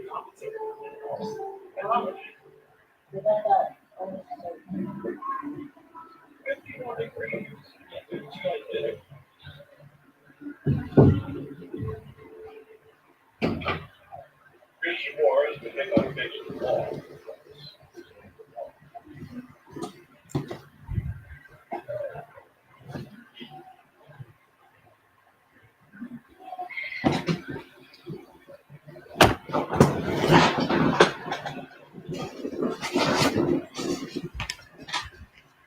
Fisher Jenkins in a good picture of the game before. This is upstairs in the basket.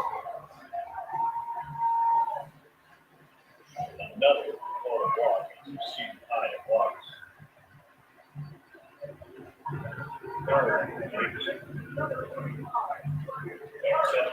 So runner on for Tennessee. He's been suspiciously quiet this game, but so was Blake Burke up to bat, a walk and a run. 0 for 3.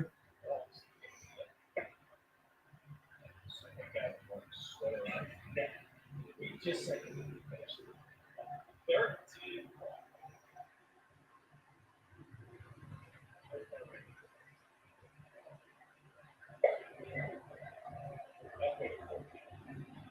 BT Ryan Powell, who's catching most of it.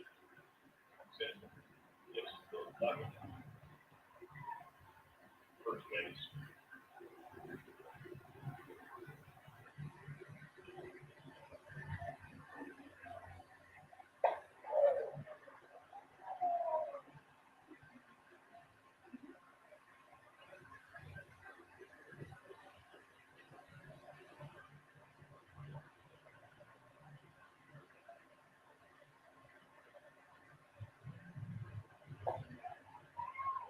Pitch walk. actually in the full bullpen, 50 bucks. And another walk. So two on, one out versus second for the Volunteers, and can end the game with a 3-run bomb, but another pitching change will happen before then.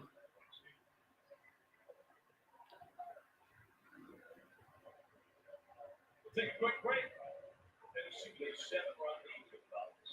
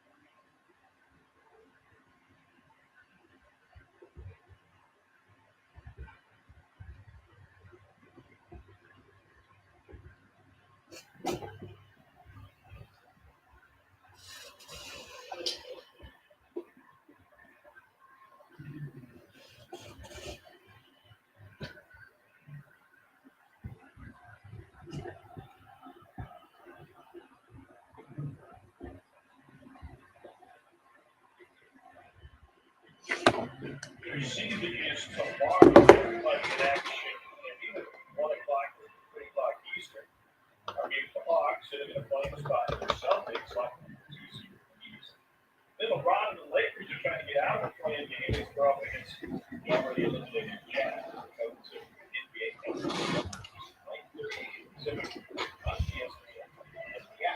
Lakers are dangerous. They look very dangerous right now. Healthy. Get some nice trade deadline moves.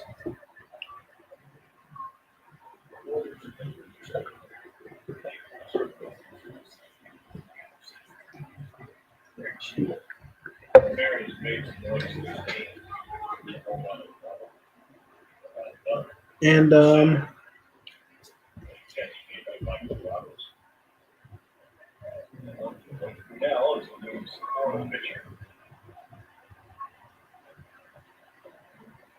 Point reach. A really good year for the Gators last year. Bullpen pieces this year. It's been a struggle. Too many walks. Just traffic in general. ERA 7.5. So, relies on this barrels.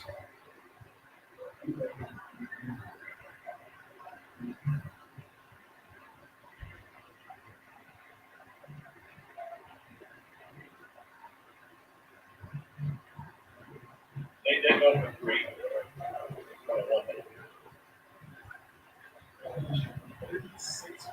Zane Denton, 1-1 count.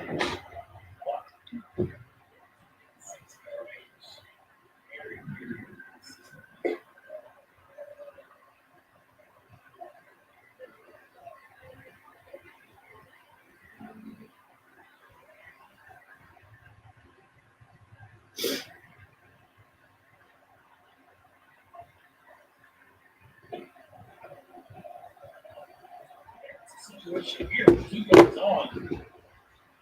Buffalo would end this ball game. So, yeah. So here we got my 7. Which can be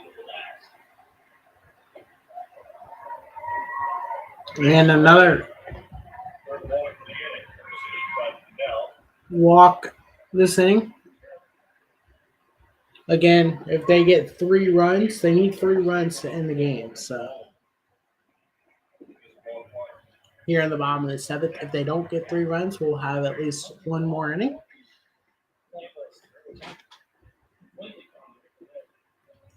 Thanks to a 2-run Florida bomb, Tennessee only have to have 3 runs instead of just 1. And ground 1, we'll get 1, maybe 2 in. Fantastic range just to knock it down. That may have saved the second one.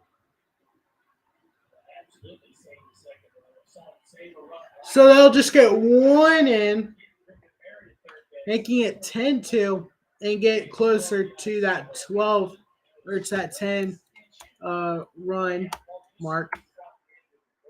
They are at 10, but in order to run rule, it has to be a 10-run game. So I have to have at least a lead up 10 runs or more. So they have 10. It's 10-2. 2 more runs will do it for Tennessee. Almost had another one there, but a good defensive play stops it. And the base hit, deep base hit from Christian Scott will more than likely do it.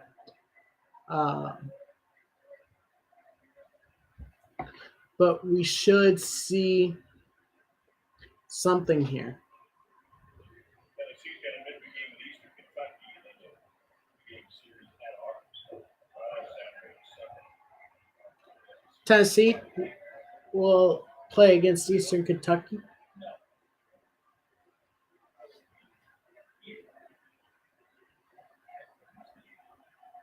And then we'll head to Arkansas. Or we'll play against Arkansas in 3-game series next weekend. So, and a walk. For something else. For Thursday night, I'll be calling Kentucky and LSU.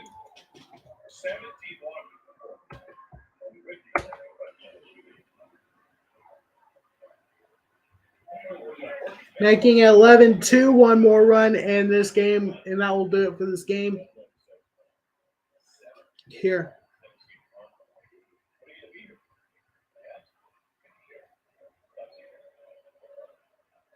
Anyway, bases loaded with 1 out of 7th inning.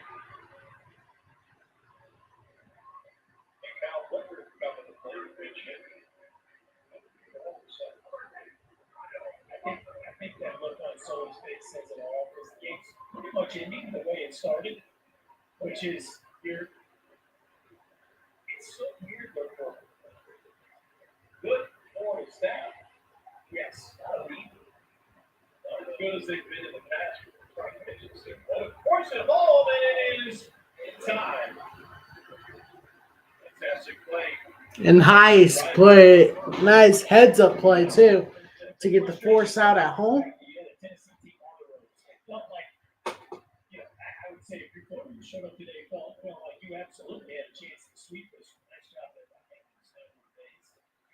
Coming to first baseman there. But you just handed them momentum right out of the gate, right? They all came out of the strike zone. You did 3 in the first.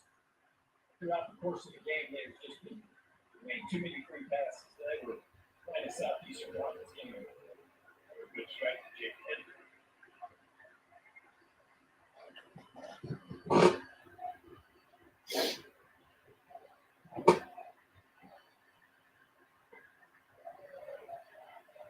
Base hit ended for Tennessee here.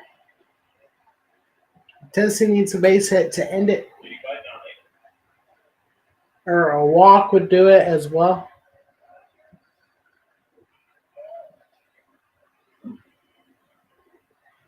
One, 2 count though. So we get Kentucky LSU Thursday night. Yeah. Kentucky number 1. They are here. Let's talk about next week's schedule. Thursday night,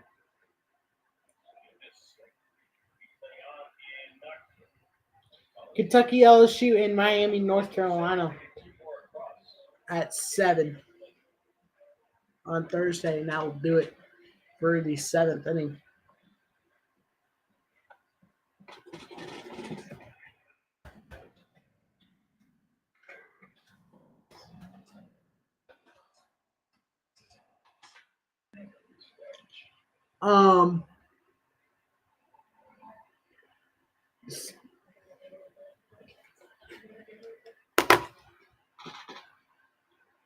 So on Thursday we'll have Kentucky, LSU, and Miami and North Carolina.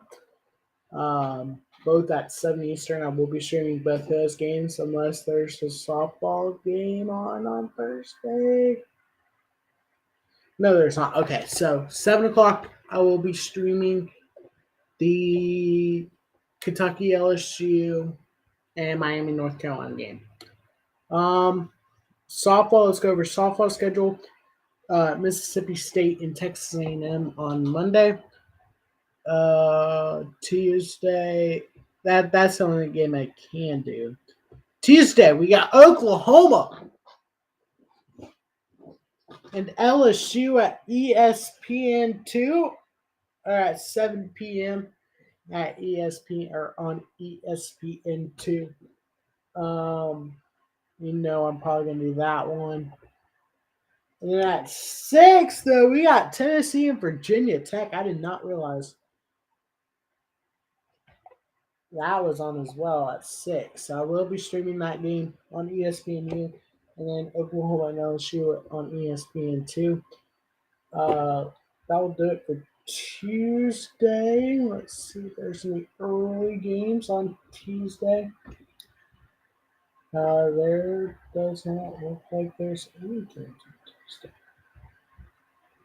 There is Clemson, Georgia.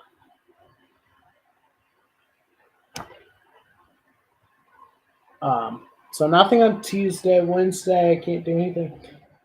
Friday, I don't even know. Kirby Connell now pitching for the Volunteers. 2.89 ERA, 9 and a third innings pitched, 5 hits given up, and 9 strikeouts and 2 walks. After 6 on 15 appearances, this is now his 16th appearance of the season.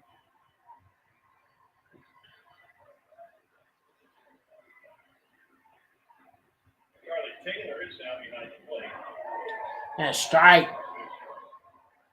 for Tennessee, the 1 count.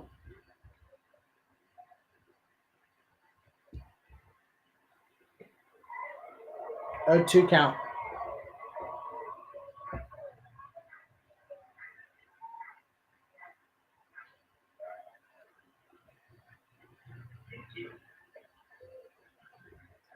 If Florida doesn't score any runs in this inning, Tennessee would need a run. Need to score a run to end the game. On the bottom of the 8th, if either of those things do not happen,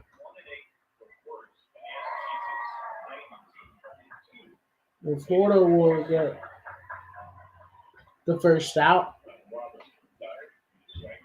Both of those were in 2001.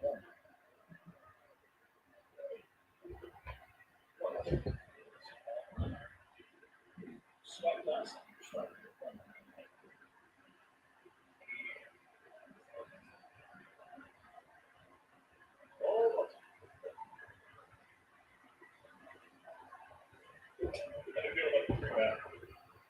I'm gonna take it. I'm surprised we're not getting Ian Sewell here. That's them all reading back to Gator Taylor in his career.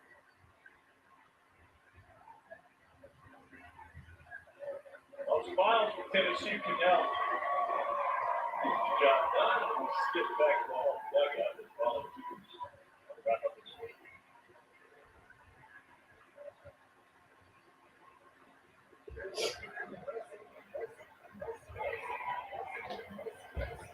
Another pitching change for Tennessee.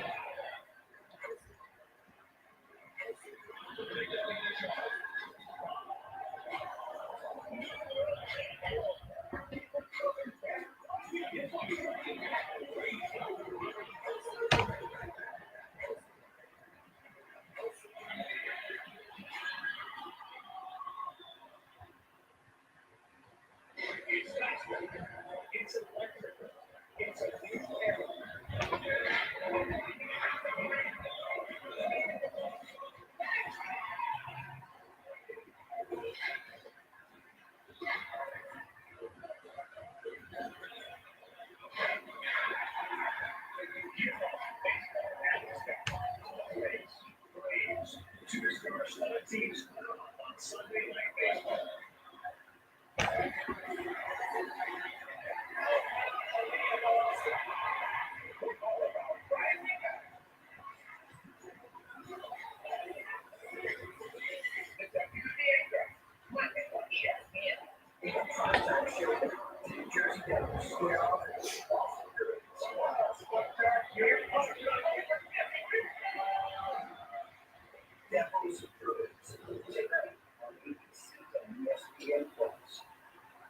I don't like to talk about so we should do the extra double.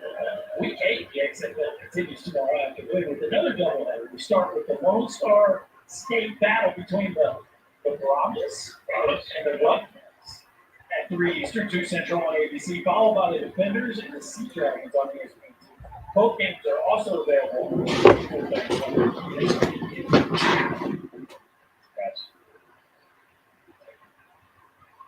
Eric Cole is the pitcher for Tennessee, both foul.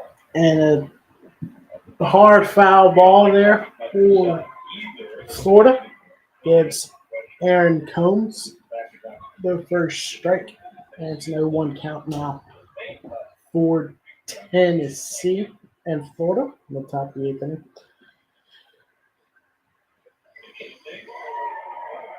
Yeah, bring it down a bunch of points of family.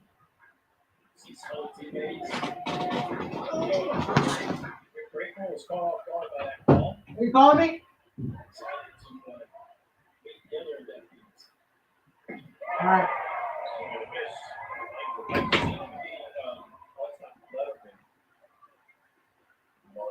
And another out for Florida. One more. And we'll head to the bottom of the 8th, where if Tennessee scores, it's over. That run will give Tennessee the 10-plus run lead. And after 7, which would give them the run rule victory over the Gators. Cagalone, Cagalone, up to that now. 0-2 count. There's been some things that haven't gone their way this week. The bullpen has been fantastic. And it's new piece after new piece. And that's tipped by Cagalone. 14 strikeouts, 5 for 38. One more will end the game, or again, one more run for Tennessee will end the game. If not, we'll head to the top of the 9th with 3 more outs.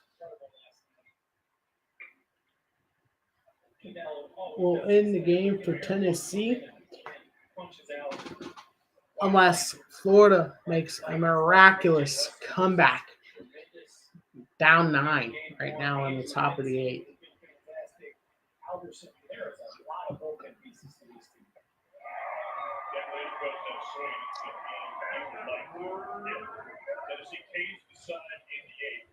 And that will do it for the top of the 8th. One more.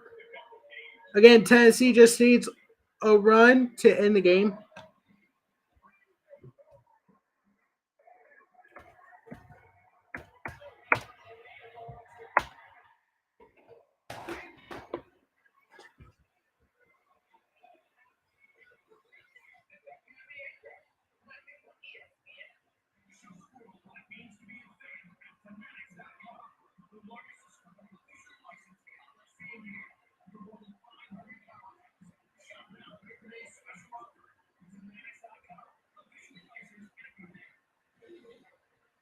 Successful, that will capture your attention. Extraordinary. Copy to your marketplace makes up your senses. A QR code lets you explore and recognize your search the world's most unique and unexpected tech, fashion, home, and adventure items. Scan the code and discover all that awaits you at touchitmarket.com. You invented an idea to download to do that. Go to Venmo.com. We representative Nate that can't service to showcase your invention. Get started today. Go to Venmo.com for free information. All right. Let's see if Tennessee can end this here.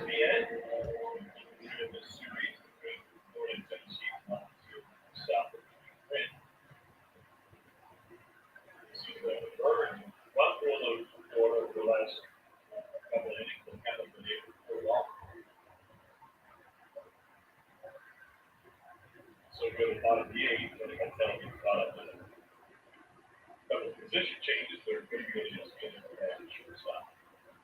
And she got her, so we got good.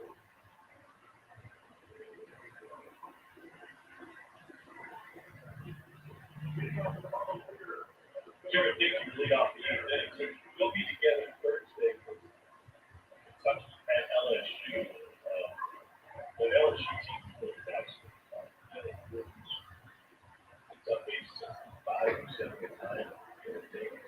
The ball to start at the bottom of the eighth. Again, Tennessee just needs a run to win the game. If Florida can hold, then they'll have a chance to, and they can survive one more inning and possibly try to come back from 9 down. Definitely wanted to try to cut that lead at least in half, possibly even more. But no, they couldn't. They're not going to come back. This game's over.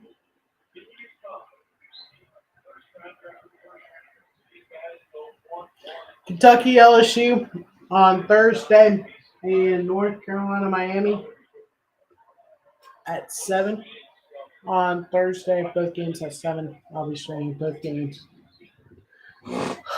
Thursday evening. And we'll go over the complete schedule towards the end of the second shift. Again, starting at 6 Eastern with Arkansas and Georgia. But it's more than just the stuff of schemes. There's a swagger to him right now that is unmistakably he is the alpha on the field. Launched, fouled. So because of that, there's like a Pedro and Finlay kind of vibe. Like it's when you see that dude on that mound in that stadium, there's just a different feel about it.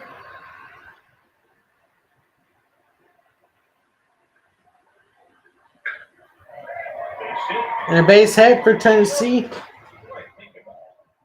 gets the game winner. Or the one rule run on base.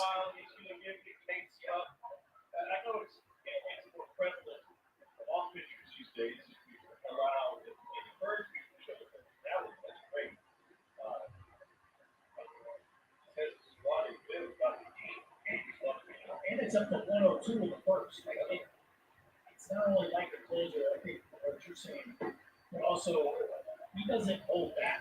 And it doesn't get below 98, but he's always going to flash triple digits in the first. Hey.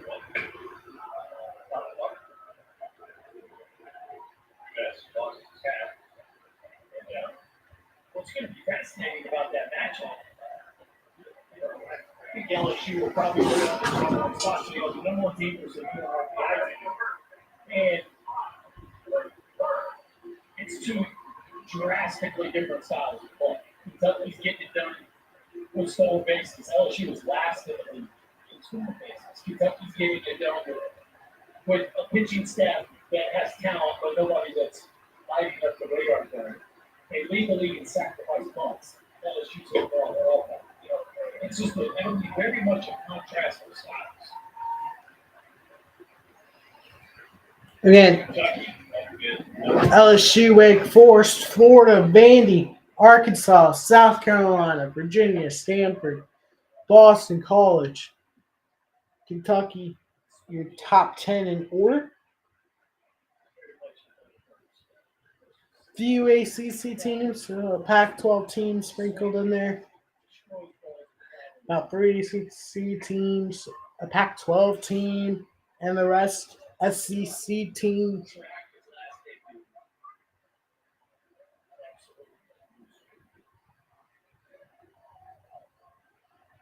SEC baseball is probably the best conference, or SEC is probably the best conference in baseball.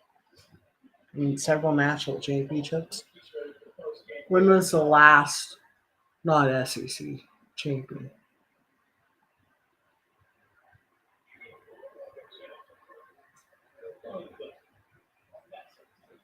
Ole Miss went last year. Was it Vandy or LSU? That went 2 years ago.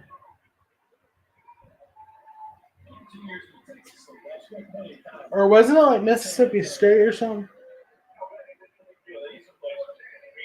Coastal Carolina won it 1 year. I remember Coastal Carolina won it 1 year. They went crazy that year. Oh my. Okay. All right. Okay.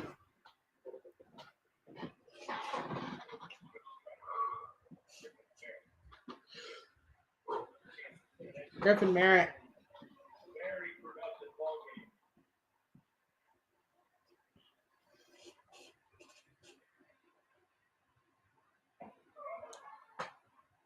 Tried to end the game there. Yes. Again, an out. 1 out for Tennessee. 2 on. Runner on second and first. With Volunteers. Again, just needs 1 run to end the game. If not, they'll get 3 more outs and end it there. Unless for some odd reason Florida somehow, someway gets 9 runs. And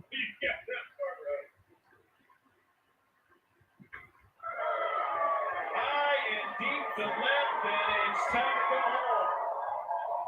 And a walk-off homer.